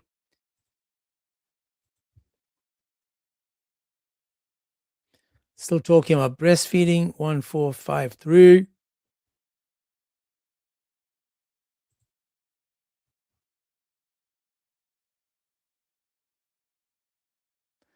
There it is, guys. As we said, we bring the evidence. It says, the messenger of Allah, I see on the face of Abu Hudayfa signs of disgust on entering of Salim. Now, Salim was a little boy when he first came to the home. He's grown up since then. He's become an older boy. Into our house, whereupon Allah's apostle said, suckle him. Now, this would have been a joke, I would jokingly say this because I'm silly sometimes, and I would say this. So Korra said, the women have rights in Islam. Is this right or is this humiliation? This again is a cuckold. Muhammad is a cuckold. He's sitting back, allowing his wife, Aisha, and he's allowing other people's wives breastfeed. I'll show you Aisha breastfeeding the Sahaba as well. I mean, they were having like a long line. They were standing in line to be suckled. But notice again, the topic is, why do you think more women convert to Islam? Do you think that these women know this? No. They're marrying the Muslim men. That's why they become Muslim. And the religion tells us they become Muslim because they're deficient in intelligence. They're not smart enough. And because they're half-brain, they will become Muslim before the man. So there's less men converting to Islam because the men are using the brain. The women have only half of it, so their intelligence is deficient. Now, according to this, it says, suckle him. Now, I want you to see why he's a cuckold. Why Muhammad thought this was brilliant. So he goes on and he says, she said, how can I suckle him as he's a grown-up man? Muhammad smiled and said, I already know that he's a grown-up man. Now, I would smile if I was taking the mickey. If I was laughing at someone, if I was taking the mickey and taking having a laugh, I would say something silly like this. I would say, oh, go, suckle him, with a little smirk on my face. But Muslims took this seriously. And then what did they do? They got their fun bags out for the boys. So notice again that in Islam, the right of a woman, once she's a Muslim, is now to observe Islam and the teachings. So if I came to Ahmed's house next door to me, and his wife was there, Zainab, and Ahmed had to go buy milk or buy bread, I'll get the free milk. Even if it's in dry form, powder form, because not all women have milk in their jugs. You'll be sucking air. There's nothing coming out of it. So it's not like you breastfeeding and you're getting milk. There's nothing in half of them. If I came to any female that's just sitting there, it doesn't mean she's sitting there with milk in her breasticles. But this is how sick and evil this cult is. They are taking these women, forcing them to do something that is absolutely embarrassing. Not all women want to get their fun bags out, but make sure you don't show them your hands, your feet, your hair, your toes. Just make sure they don't see anything, but you can get your boobs out for the boys. This is how stupid this cult is. So when the woman becomes a Muslim, it's not a compliment. They're busy. It's like duping. That's right.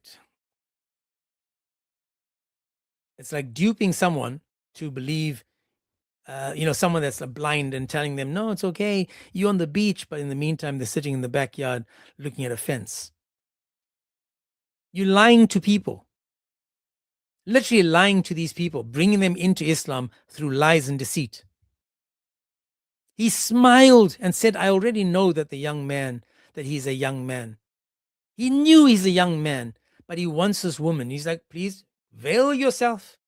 Allah wants you to walk around like a ninja. He wants you to be a tent, like a post box.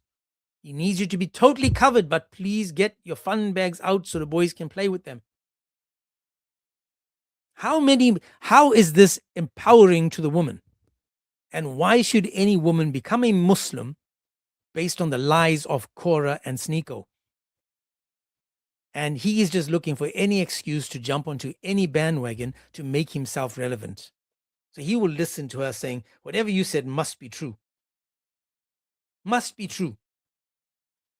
Let's go to something else. Let's go to the Quran again.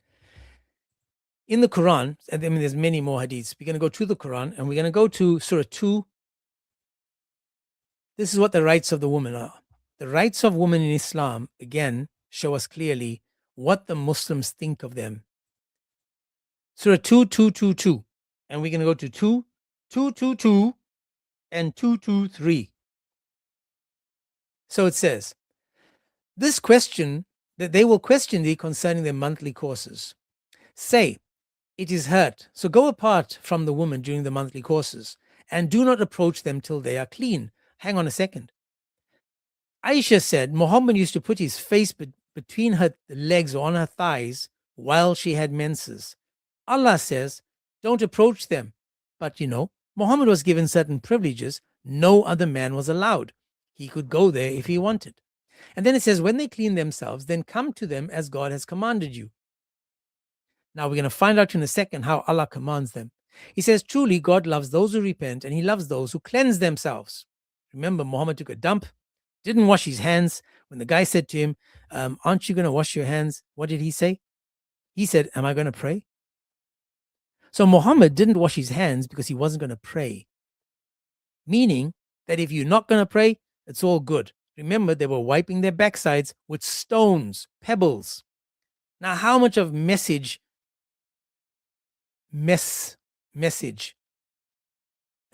are you going to have on the stone, your thumb and your forefinger? How many fingers they're using? How much of mess is going to be left behind on your hands with the little pebble that you're using to wipe your backside with? That's just by the way.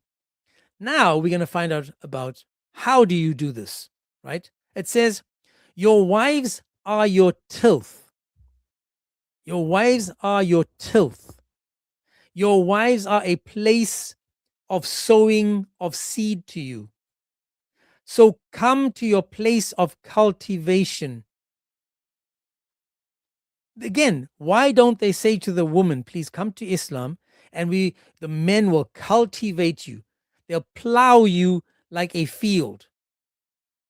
So they are a place of sowing the seed. Women are your tilth for you to cultivate. So go to your tilth as you will.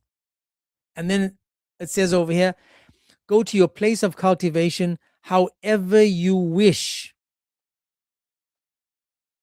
However you wish. Does the woman have a choice in however you wish? No. The woman just has to open up and let it in. Open up, and that's it. How sick and evil is this? Why don't they have lives like this, educating Muslim women about what Islam has to offer. Now, my question, Muslims, I know that you're there because you guys are reporting me. If I'm making a mistake and you can show me that all of this is nonsense, and you want to show me verses that have elevated the woman better than what I've just presented, because this is what I've seen. So I'm saying to you guys, yes, there are hadiths and verses that say that you can elevate the woman, but there's also the opposite available, telling us that she's equal to a dog and a donkey. Wash your hands if you go to the toilet or if you touch a woman. Not only that, it tells us that you must plow them as you will. Why don't you guys have live streams pointing this out to these women? Why is it that the women watching these videos and stuff are the ones coming on live saying, I've listened to Muslims and Christians talk, and, they say this, and I had to check it for myself. Don't be like the Muslim we saw yesterday that hops, skips, and jumps over verses. The guy said, I jump over it. I see it and I just, skip to the next part. Don't skip to the next part. Ask yourself, why? Why? Why are you allowing this? One more time, guys. Let's go back to Korra. Because I want you guys to see what Korra said. I mean this because I want this to be an honest, show you guys what she said, and then we can judge to see if I made up anything or did I mix up anything? Am I the liar? Am I, bringing, false information? Or am I the one that's actually showing you guys from Islam? Because they're blaming us, saying to us that we are the ones making things up.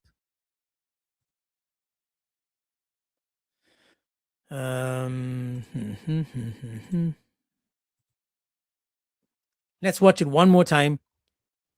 Pay attention. After all that we spoke about now, after all that I showed you now, ask yourself about the rights of women in Islam. Why do you think it is that women are reverting to Islam more than men? Because oftentimes you hear people say that Islam is a masculine religion, and obviously it is, but it's also equally a feminine religion. I don't think people in the West understand that because of the propaganda. But when women realize that, they revert in mass numbers. And in a way, maybe I'm jealous that I can't convert as many men as I would like to, because women seem to be more receptive. Is it their open hearts? Why are they open to this knowledge? I think it has a lot to do with the way our society kind of portrays women, right? I think that a lot of the way that society portrays women is that they view women as essentially like, objects or whatever it may be. Islam obviously directly combats these things with things like hijab and all of the rights that women get in Islam. So I think a lot of women, especially in terms of sincerity, I think that women are more receptive in that regard. And I also think that women are realizing that Islam is not this oppressive religion that people are trying to make it seem. Islam gives women all of their rights. Islam cherishes women. Islam says that the best of men are those who are best to their women. Islam says that you cherish your mother 3 times before you cherish your father, right? Over and over again, it's painted all over Islam, all of these rights that women get. And when women come across these things, they're taken aback, because obviously growing up in the West, you think Islam is this demonic, violent religion that oppresses women and hurts women and so on. And when they see these things, it really touches them. Why do you? Now, in all honesty, right, after what I've shown you, after the evidence that I've brought to you, have I lied, or have I presented Islam in a way that she didn't present Islam? Do you notice that I gave evidence, but not once did she say, let's go to this one and let's see how amazing it is for the woman? Why didn't she say, well, the Quran does teach that you can 430 for your wife? Why doesn't it show you that you can 430 for your wife? Why do they just hop, skip, and jump over that? Why? They're liars. These people are liars. And remember that Korra is doing this for the fame. She's not doing it because she's smart. She's doing this for the fame. She's being promoted because they're using her just like a condom. She's going to be thrown aside like a used one, not in a short while. Once they're done with her, it'll be the next thing to come in, because Muslims are jealous people. They will swap them out. I mean, It started off many years ago with a guy called Circus Dower. Circus Dower came in and he tried to be smart. He got cooked. Before him, there was a guy called Mansoor. He got cooked, disappeared. After him, there was more. There were more and more and more. These guys came and went and came and went, and females came and went, and they all came and went. They don't have longevity. The reason for that is because these guys have nothing to stand on. We have been cooking them, and that's why they've been running to other Christians to argue with, because I can go to the sources and say, well, okay, in a conversation, who are people more likely to believe? Me that's presenting the evidence, or you and your trust me bro? I'm telling you that if Matt in the house is better than a woman that doesn't give birth, how many of you would say that to your daughters? How many of you would say to your daughter, well, you know, the evil omen is in a house, a woman, and in a horse? How many of you would say to your little daughter, you know, that you're equal to a dog and a donkey? How many of you would say to your daughters, you know, the husband's allowed to beat you? How many of you would say to your daughters, oh, you turned 6, you know, you are almost ripe for marriage. And at 9, you can be penetrated. How is that uplifting the woman? How is that? You say to your daughter, you know, that I prefer my son over you because you are half brain, you're deficient in intelligence, you're not smart enough. I prefer my son.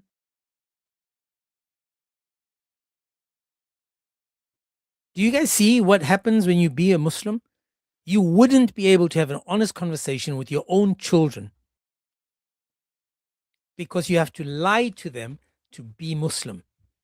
And all we are doing is trying to expose these lies. All I'm saying to you is, if this is true from what I'm presenting coming from the Muslims, then don't believe me, believe Islam. Because Islam gave it to you. I just read it. I'm just silly. Sayyid, whatever says, watch that disgusting ass James. Sayyid, why don't you request? Don't be shy. Don't be like Muhammad. Request. Show me that I'm wrong. Don't just attack me and call me names. Show me that I'm wrong. You said you worship a man? Dude, your God is a man. Your God got curly hair and a green suit. Your God is a handicapped man, not just a man. So why are you upset, man? Come up, prove me wrong. The question is, are women elevated in Islam? That's the question. Don't go into personal attacks because you lose on that one because you're Muslim. So that's right. That's drive-by dawah. So I'm inviting you guys, if you think I'm wrong, prove me wrong. Show me that I'm wrong. Take me to a verse in your Quran that elevates these women and that destroys the other verses that I went to that destroy women. But you can't. None of you do that. None of you are willing to have that conversation. Come up and show it to me. Seriously, show me a verse somewhere in the Quran that I can go to. Please. Where can I go to in your Quran that shows me or shows everybody that Islam is fantastic? Don't just drive by and throw stones or pebbles at the same ones that you throw as shaitan, or the ones that you use as toilet paper, or the ones that you kiss. Don't be like that, man. Don't be like that. If anyone wants to join, you're more than welcome to join. But you guys won't because you're cowards. You're willing to lie to people to bring them to Islam without telling them the truth and then pretend that you did fantastic dawah. All you did was lie.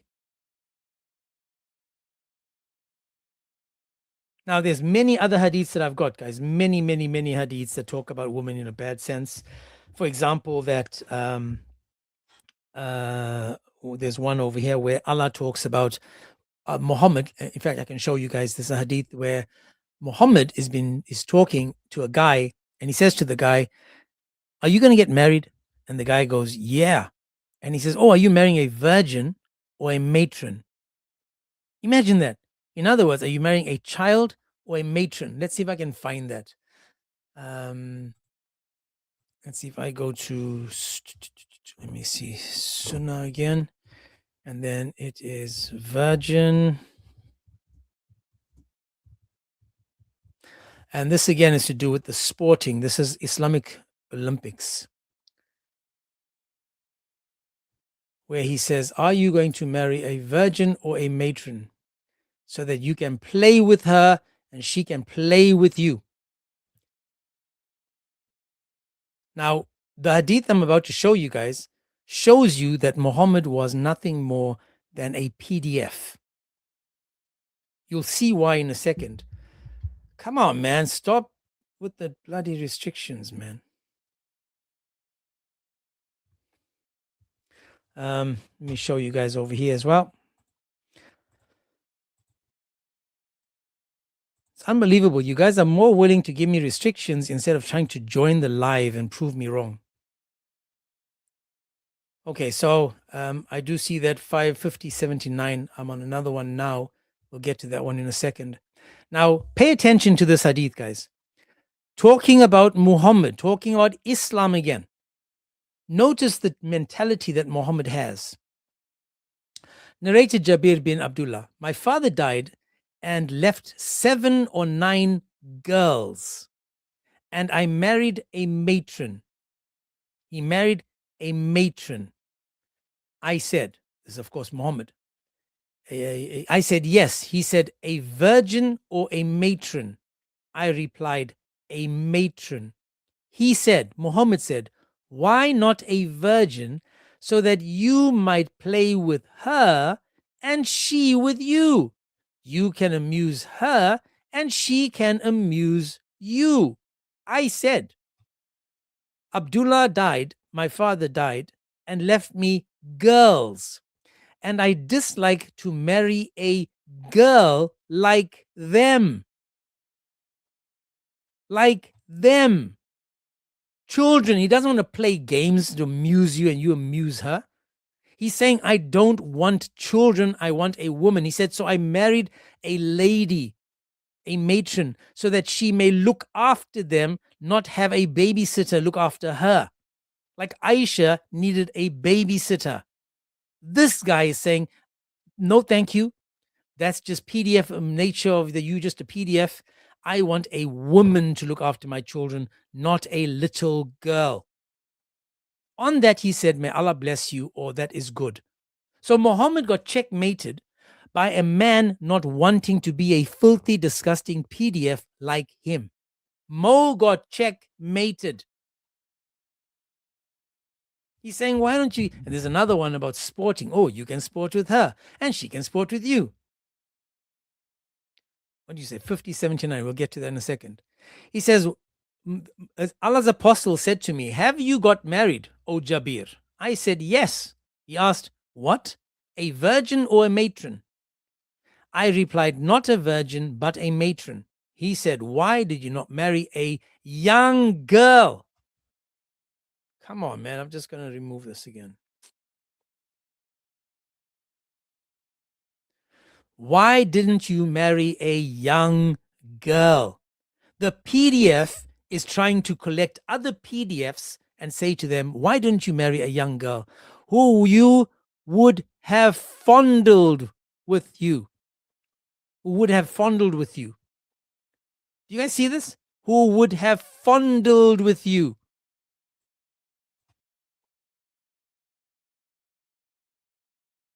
Let that sink in. This is the religion of PDF. The biggest pagan religion to ever exist is Islam.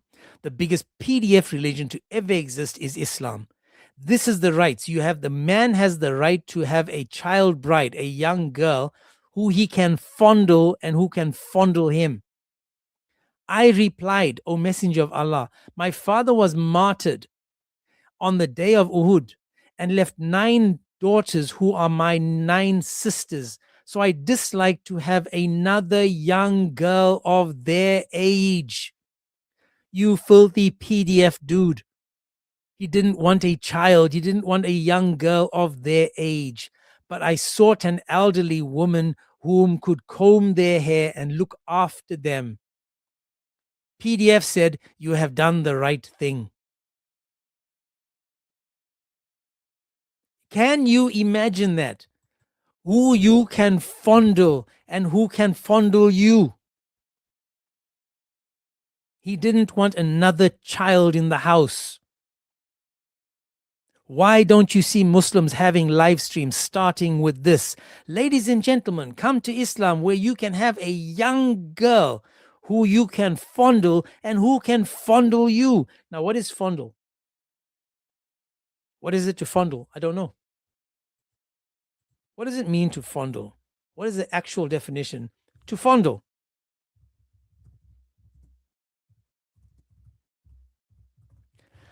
The exact definition is fondle means to touch or handle someone or something in a gentle, loving, or affectionate manner, like caress. It also refers to touching someone in a sexual way or handling an object repeatedly out of fondness or obsession. I'm going to read that again for you. Muhammad, the PDF, says to a man, a boy who's married a matron, an older woman, why didn't you marry a young girl so that you can fondle her? What is the meaning of fondle again? To touch, to handle someone or something in a gentle, loving, or affectionate manner, like caress. It also refers to touching someone in a sexual way or handling an object repeatedly out of fondness or obsession. Example, stroking and petting another person's body part for sexual pleasure or arousal.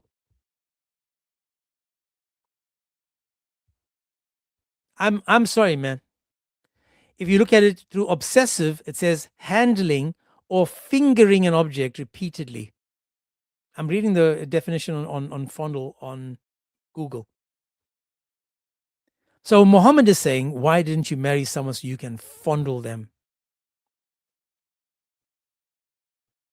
See, many ones. You can make her laugh. You can sport with her.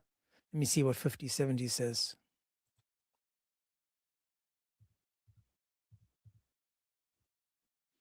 What was it? 5070, 79. Okay. Bukhari.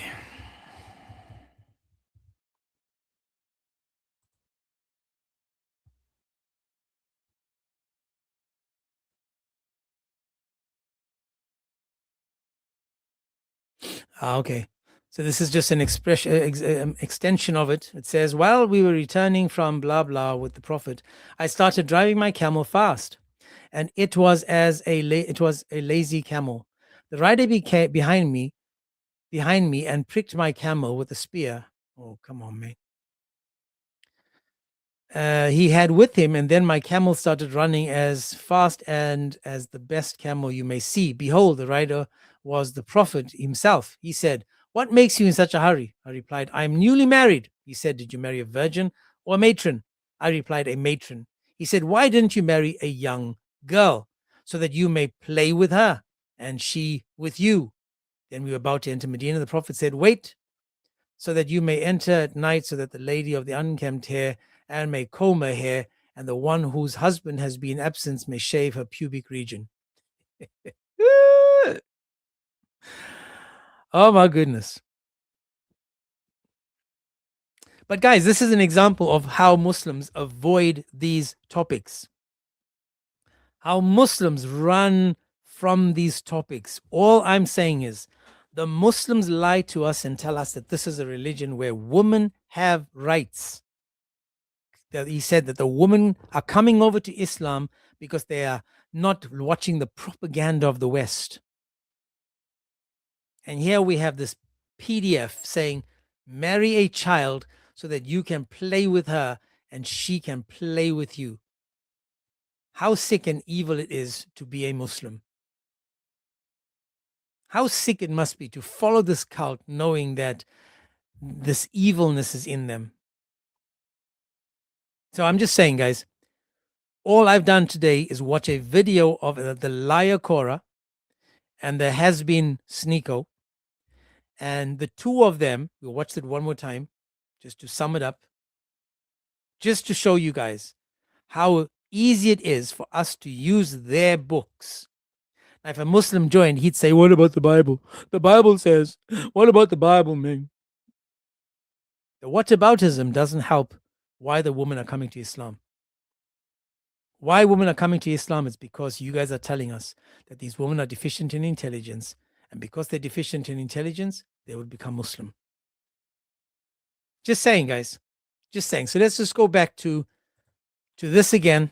One more time before we end. One more time before we go to the Psalms. One more time before a Muslim then requests, because that's what they're going to do. We know that the Muslim requests just before we have to end the live. So we're going to watch it one more time just to show you guys again why women should never become Muslim. No woman should become a Muslim because of the evidence that we've just presented. One more time, Korra. Explain it one more time to us.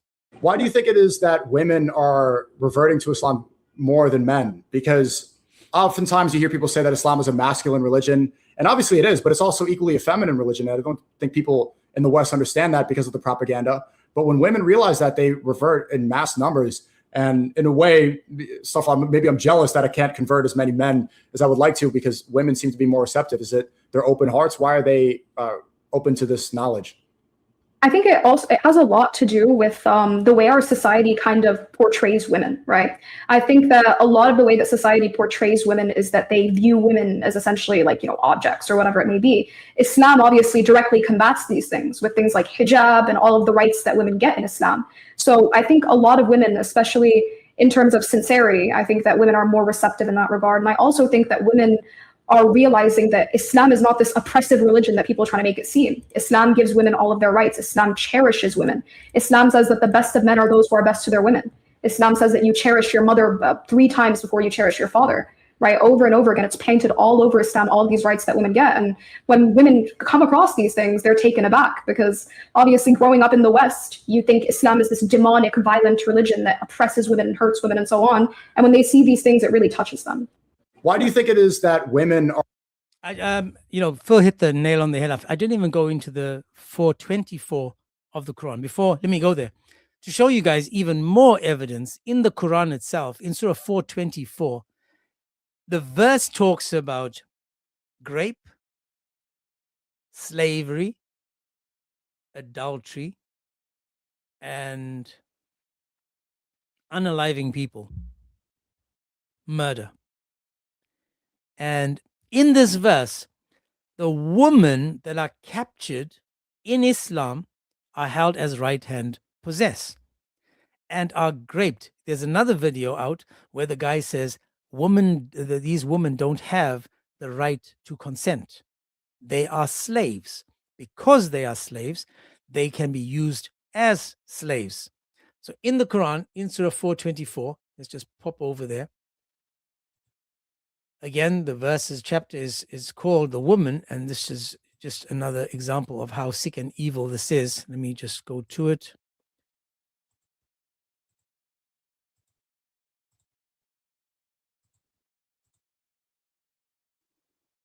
Now, over here, this again is talking about what's forbidden to you. It says, also forbidden to you are married women, except those your right hand possesses. So the women are now, remember she said the women are objects in the West treats women as objects. When your right hand is possessing something, that's an object to you. This is something that you are taking by force, and you are owning this because you've taken it. Now again, it says, it's except those your right hand possesses. This is the decree of Allah upon you, and lawful to you are those beyond these, that you seek with them in marriage with gifts, your property, desiring chastity, and not unlawful intercourse. Let's go to the tafsir to get an understanding of what this verse is actually talking about. So it says, also forbidden are women already married, except who your right hand possesses. So these women that are married are your possession. Now, this again is a verse for all time, meaning even in 2026, if a woman is taken captive, that woman doesn't have any rights because she is now a captive of war. And she is now owned by the man, and he can plow her like a field.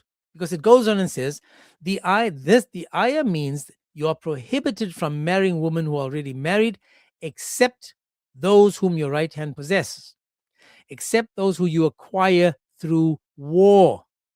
So these women were acquired through war. How much of freedom did they have? What rights do these women have? It says, for you are allowed such women after making sure they are not pregnant. And then it goes on, we captured some women. Now, this is where it gets interesting. The people had better morals than the God of Islam and Muhammad. They said, we captured some women from the area of the Autas who were already married, and we disliked having sexual relations with them because they already had husbands.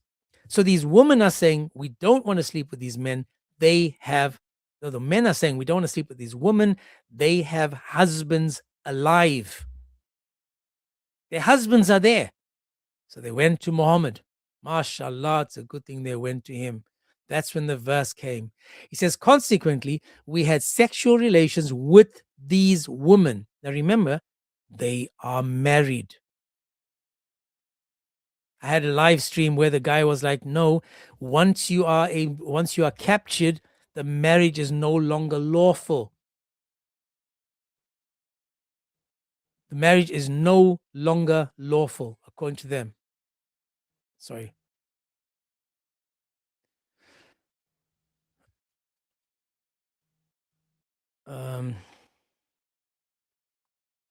Sorry about that. Let me just that was my mom calling me. I have to call her back. And then it says we had relations with them. Then it's saying that you allowed to have these women, even though that they're married, and you can penetrate them.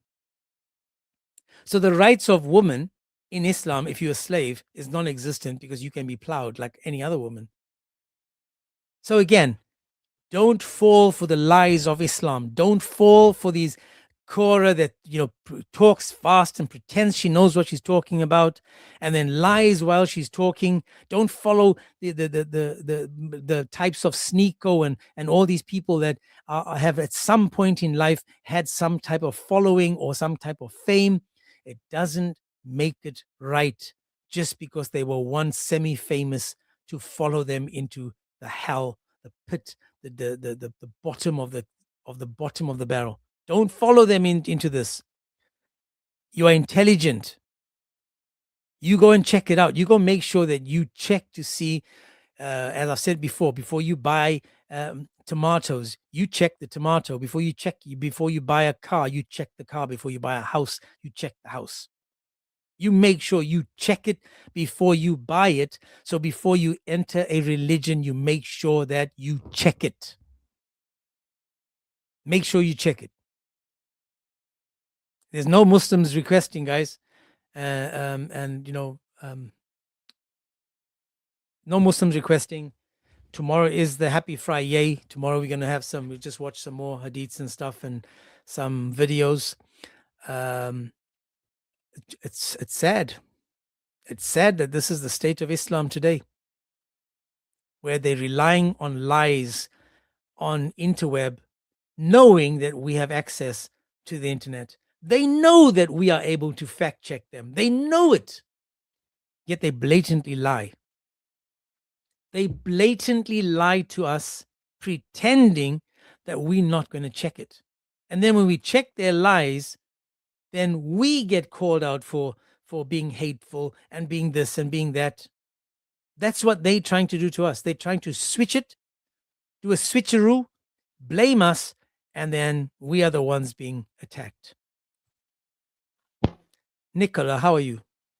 Oh, hello there, sir host. I'm doing good. How are you doing? I'm very well, sir. Are you I'm a also, Muslim? I may not be a Muslim, but I hope I can still join the chat in order to discuss things related to Islam. I am also a Bible believer, I hope that I won't be rejected because I'm not a Muslim. But hang on, you said you might not be one. Are you a Muslim or are you not a Muslim? No, I'm not. Okay. So the topic today is, have you seen the video that I showed? Um, I truly apologize, sir. I haven't. Please forgive me. Okay. Do you believe that? Please don't get angry. No, no, it's okay. So do you believe that according to Islam, women have rights? Well, I do know that they have less rights than men. For example, they cannot go, for example, walking around, for example, in a town without a man being present with them, and they cannot beat their men, but men can beat them and such. And So that's a yeah, bad thing, right? yeah, it's an absolutely a bad thing.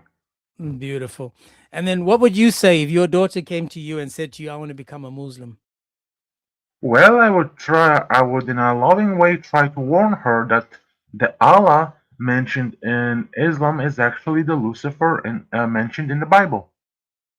Okay. Well, now we're on the right track. So, are you based in Europe, correct? Um, I'm from In which Serbia. country? You Serbian, okay. So Serbian is still a Christian country. Can you tell me, in Serbia, do Muslims do dawah on the streets? Well, maybe I haven't yet encountered a Muslim doing dawah, but maybe in different cities than my Okay. city. No, 'cause I'm just trying to find out, when they're lying to people, are there any Christians actually going up to them saying, stop lying? If I were to see uh, a Muslim, I would ask him, "What are you doing? Uh, what are you doing blocking the street or blocking the passageway?" And if they were to say, Right. "I'm praying to Allah," I would say to them, "Go do that in your private space because you're either messing with traffic or it's just weird." What would you like to add, my man? Well, I would simply tell them to do that in privacy. But I also wanted to join. I'm really trying to find any kind of live stream where people are trying to debate about either Bible or Islam, so that I can actually show them something that I believe that God the Father, the God the Father of the Bible, has actually showcased to me. Okay, the Yahweh of the Bible has showcased to me some things both important to the end times but also related to Islam. So that is why I want to find as many people as possible so I can simply share the things that Yahweh has shown to me. Um, well, let me say this: you got into the end of it, but if you can share what you have, I'll give you 3 minutes just to explain what you want to share with us, and then we can take it from there. How's that? Okay. I promise, sir, I'll make it quick. Yahweh has shown to me that He is not the same as the Allah of Islam. For example, Allah isn't a father figure. In fact, claiming any kind of associates with Allah is shirk, aka an unforgivable sin. Meanwhile, it is actually important to claim that Yahweh does beget, and He actually is a father figure, unlike Allah, and also according to Islam, Allah is not the father of Jesus. Meanwhile, it is a key important thing to state that God the Father, aka Yahweh, is the father of Jesus, right? Yeah. Same way, there are certain things in the Bible that Yahweh cannot do, but everybody else. One of those things is that he cannot lie, aka he cannot deceive. Meanwhile, Allah is described as the greatest of all deceivers, and Lucifer is described as the father of all lies in this case. And that and also even their end times is straight up different. The end times of the Bible and the end times of Islam. For example, in the end times of Islam, it is mentioned that two figures will appear in the end times. The two quote unquote good figures in Islam will appear. Uh, somebody named the Imam Ahmadi, who actually matches the description of the Antichrist of the Bible, aka a bringer of peace, a world ruler, aka who will be called a savior, a hero who will be adored by the entire world, who will be empowered by Lucifer, aka Allah, and that he will be quote unquote be made immortal, aka when he faces against the believers, he will overcome them. Secondly, the Isa al-Masih of Islam is not the same as the Jesus Christ of the Bible. In fact, for example, the Isa al-Masih of Islam, he hasn't died for our sins, neither he resurrected. He is not a Jew, aka a Hebrew. He's in this case, according to them, a Muslim, an Arab in this case. And also the description of the Isa Masih is way different than the description of the Jesus of the Bible. For example, in Islam, Jesus is described as being pinkish white in terms of skin complexion. That he is absolutely beautiful. That he has a broad chest. That he has long hair, which almost many times can be confused as wet looking. Aka he has greasy hair.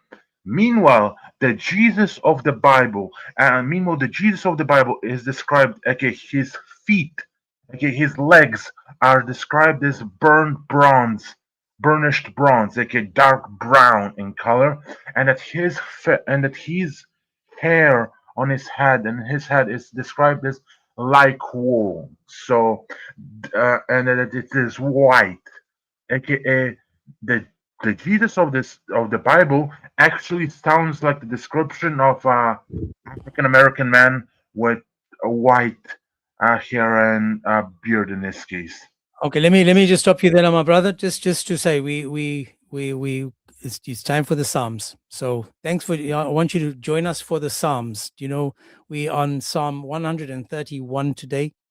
And if you don't mind, I just want to play the Psalm so that you can also tell me what you think about it.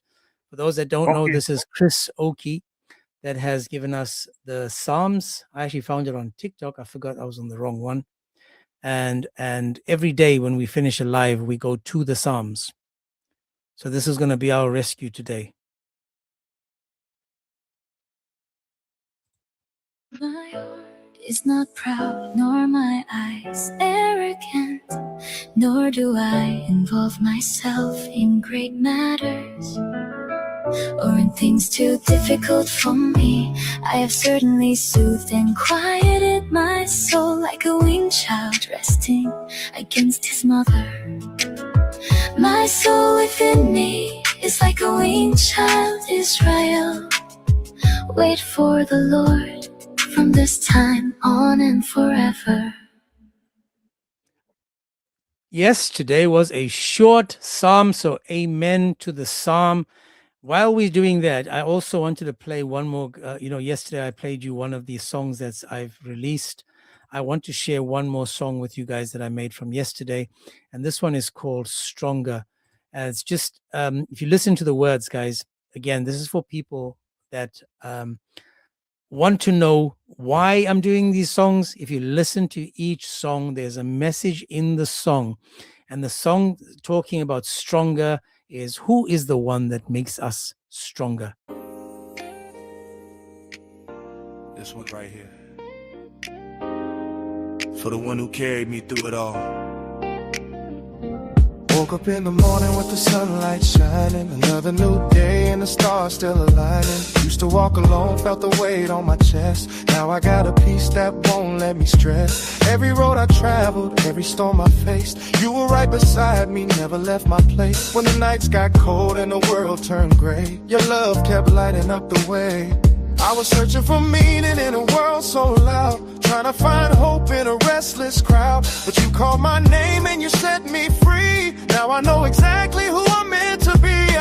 I'm stronger because of you. Everything I am, Lord, comes from you. Your love lifts me up when I'm feeling low. Your peace gives me strength that the world can't know. Because of you. Every blessing we through the sunshine and the rain I move. I'm stronger because of you. Yeah.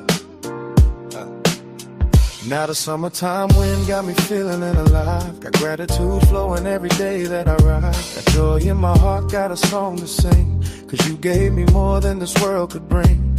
When I stumble, you guide me. When I'm weak, you're beside me. When I'm lost, you remind me that your grace will always find me. No mountain too high, no valley too deep. You're the reason I stand, you're the reason I keep moving forward with faith when I can't see through. Knowing every good thing starts with you. I'm stronger because of you. Everything I am, Lord, comes from you. Your love lifts me up when I'm feeling low. Your peace gives me strength that the world can't know. Because of you. Every blessing, every breakthrough. Through the sunshine and the rain I move. I'm stronger because of you. Your love is my shelter. Your light is my guide. Through every season, you're right by my side. Your mercy surrounds me. Your truth pulls me through. I'm standing here today, stronger because of you. Because of you. Every breath I take belongs to you. When the road gets tough, Lord, you pull me through. I'm stronger because of you. Because of you. More than a feeling, I know it's true. From the bottom of my heart, this song is proof. I'm stronger because of you. Yeah. Summer breeze, sunlight on my face. Thank you for the strength. Thank you for the grace. Stronger because of you.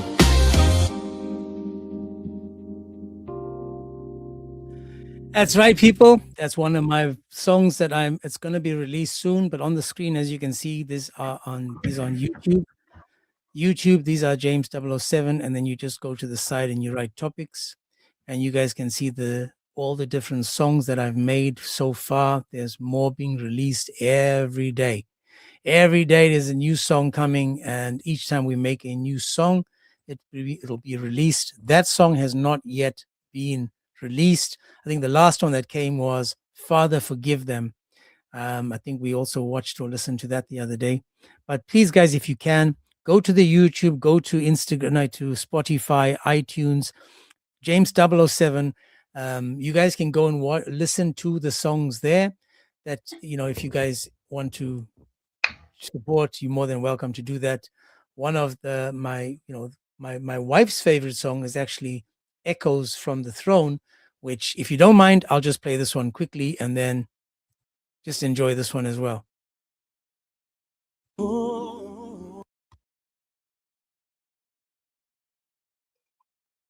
Sir host. Yes, sir. Sir host. I don't know if the live stream ends after this song or anything. I just wanted to add talk more about certain things after this, if I have an opportunity, please. Yeah, but we come to the end of the live stream, my brother. So what you can do is, if you can, we'll go to you, but if possible, what we can do is we can have you can join a live stream where we can together go through some stuff that you spoke about, because I think it's important that people understand who Christ is, why we believe that he is God, and how you can't be a Christian and deny the Trinity, and how you can't be a Christian and accept Islam or things like that. So not a problem, my man. I absolutely agree everything with you. Just will you, I don't know, give me a link to your future live stream or anything, or if the live just stream give me a follow and subscribe to this channel. It's the Agents 007. I go live probably every day in the week, but I'm very focused on my topics. It's very topic focused live stream because it's on YouTube under a specific topic.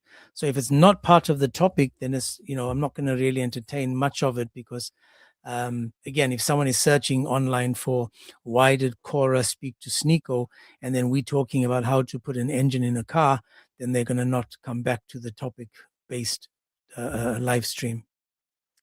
I apologize then, sir. But yeah, I No, am you're willing good, to man. talk. I'm willing to talk about topics regarding the Bible and Islam and how certain things in the Bible correlates to some different things in Islam. For example, how the Lucifer of the Bible is the Allah of Islam, and No, I get also you, my man. I understand that, and that's important. That's what I'm saying. We definitely have to do that. We have to do that because those are topics that we've done before, but it's important that we try to keep it in the frame of the topic. So what we can do one day is do a live stream about similarities or differences regarding Islam and Christianity, and we can go and do a topic like that. okay, sir. Okay, thank you again, sir, for allowing No worries, my me. brother. God bless you. You stay safe, right? Guys Yes, that want thank to you. follow Nicola, have you got a YouTube or they can follow you? Well, I do have a YouTube account. It's just that I don't upload videos. No worries, But but they can always come and watch you and when you go live. So anyway, you'll be like a surprise for people. They'll see you and they can be like, man, there's my man Nicola. okay, thank you again, sir, for allowing me. I hope you have a wonderful day today. You too, my man. God bless you. You take care. See ya. Bye. Ciao, man. Ciao. See ya. Okay, guys, and this song that I'm going to show you now is one more song, and then this song is one of my favorites. It's called Echoes from the Throne.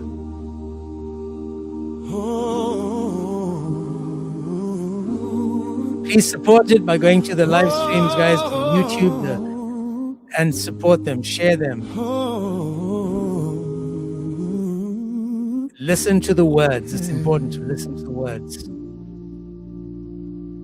They told me hide the pages, close my eyes and walk alone. But the verses keep on calling like an echo from the throne. Guidance, light, truth. If the message came from heaven, why would heaven speak again? All the words that came before it, all the prophets heaven sent. It says the Torah carried judgment and the gospel carried light. So why they tell us not to trust it if it once was called divine? Ask the people of the book. The words are written there. If the truth was still among them, why pretend it disappeared? The book before still speaks tonight, still carries guidance, still carries light. Voices of prophets through ancient lines, calling the world back every time. The Torah, the gospel, heaven's flame. How can the truth and corruption reign at the same time? At the same time. At the same time. Let the people of the gospel judge by what Allah revealed. That command still hangs in history like a wound that never healed. And if the words were lost forever, why command them all to read? Why say stand upon the scripture if there's nothing underneath? The scroll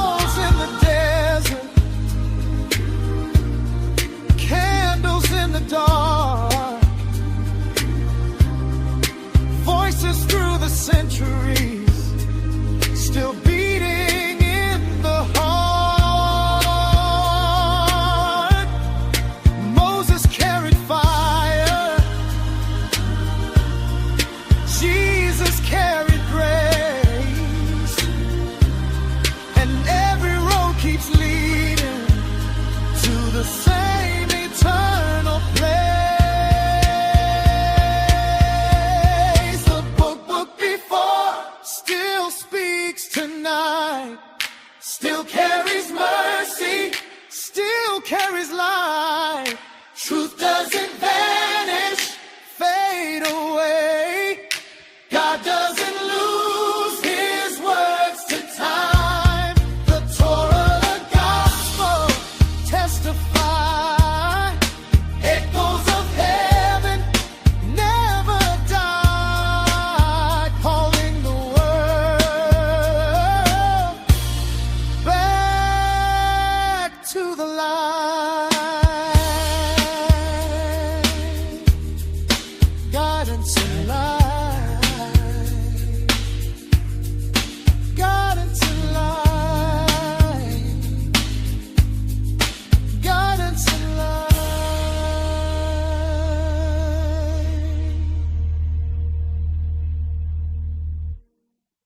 Man, I do like that song.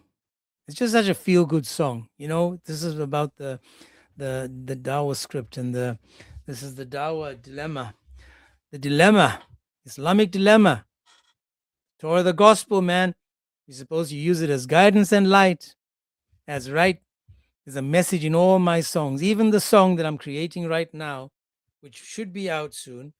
And there's two. There's one called The Wheels on the Bus. Don't know if you guys saw that one.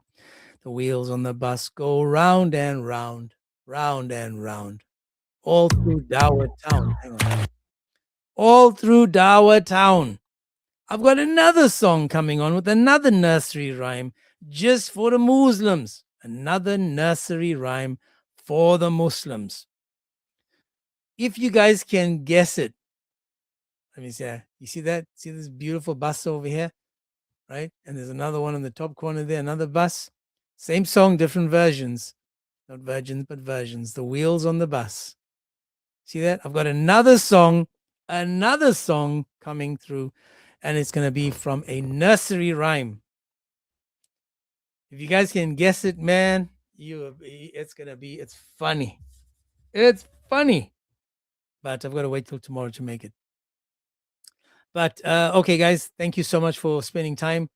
Let me just, Chris Oki, guys, if you guys can go to, please listen to me. Please listen to me, please. Chris Oki, the guy that I just used for the psalm, Chris Oki, please go there. Phil Horea, please go to his site. He's got a website where he's covered all the topics I talk about. He's got the topics there. You guys go to it. I'll pin him over here just for oh, bugger, wrong one. Phil, there we go. If you guys can see on the screen on TikTok, on the YouTube, I mean, you can see it there on the YouTube. Let me just go to, so you guys can see it on the TikTok as well. Let me just go to, there we go. So if you guys go look at the corner there,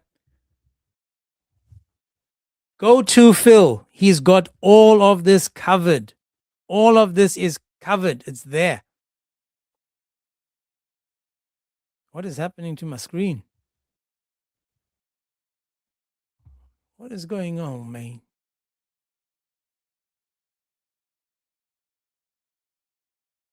Damn.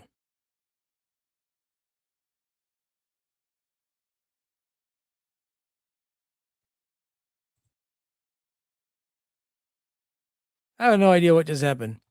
So go to, man, what is happening?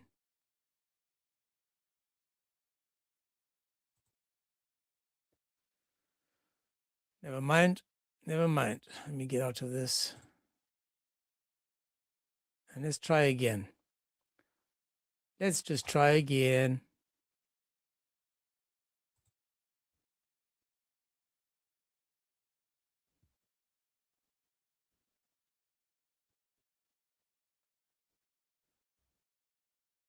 Well, I'm not sure why it's not working on the screen anyway.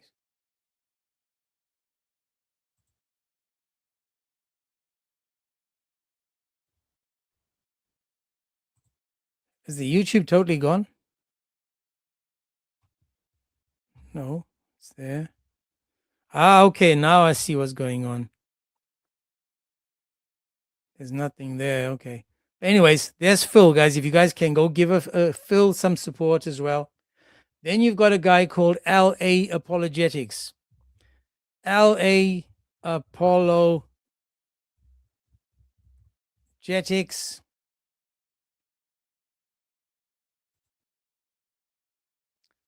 This guy over here, LA Apologetics. What is it? Why isn't it showing it on the TikTok on the screen over here?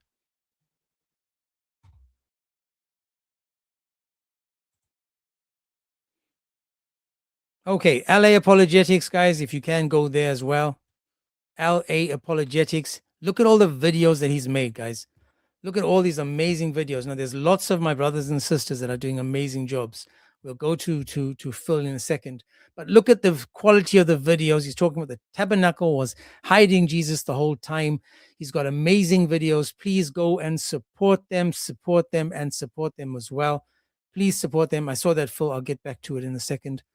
Not sure why the screen was black.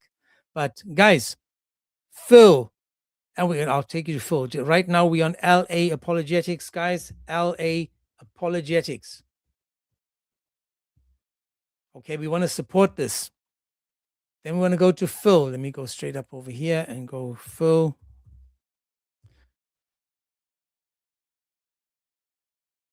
On this site, as you can see, on this page itself, that's what I'm looking for. That's the site you need to go to.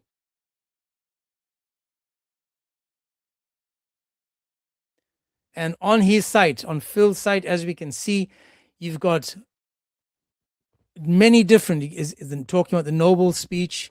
He's got, you can search for different things. But man, everything is here, guys. Everything is here. Most of the stuff that we talk about, Phil has covered it. Phil has covered it. So please go give these guys some support. For if you need the Psalms, Chris has the Psalms.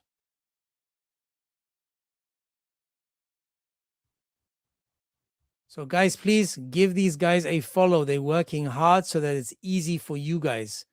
They work hard so that we can go back and use them as the references. Please support these guys. Please support them. So I just want to say thank you again to all of you. Thank you so much from the bottom of my heart, all the mods as well. Tomorrow's a new day. I've got a meeting tomorrow late afternoon, my time. So I'm hoping that I'll be done before that with the what's it called? What's it called? Dawa drama. Now, what are we doing? The Sunni tunes. Yeah, with the Sunni tunes. So please, guys, give these guys some support. Go to them and enjoy the videos they make it so that you guys can watch it. Also, Chris is saying that if you guys want, let me just see what he says. He said, if they want a personal style, they can ask me. I think he's talking about the Psalms. If you want Psalms in a different style. So guys, we all these amazing brothers and sisters that we have are doing all the work for you, for other people to enjoy. And remember that all of this is done so that we can invite people to Christ. None of this is for them to become I wish that they all become multimillionaires and invite me on their yachts, but that's just by the way. So please support these guys and let's share the message. Let's just keep sharing the message. So thank you so much again, guys. For those that, if you guys ever want to join, ever want to just, buy me a coffee, you can buy me a coffee. It's in the bio. You just go up there, click buy him a coffee. For those that have bought me a coffee, God bless you and thank you from the bottom of my heart. Whatever I'm getting right now is going towards a kitchen that we are building in Zimbabwe for a woman, a kitchen and an outside gathering place where they can eat, a communal place. My agreement with her is if we cover at least half or maybe more than half, at least once a month, she's going to invite people to eat with her. I know her because I know the character of this woman as well. And I know that she will do it because she's a good person. She's an honest, a good person. And yes, there are still honest, good people in the world today. So God bless you guys. Stay safe. Take care.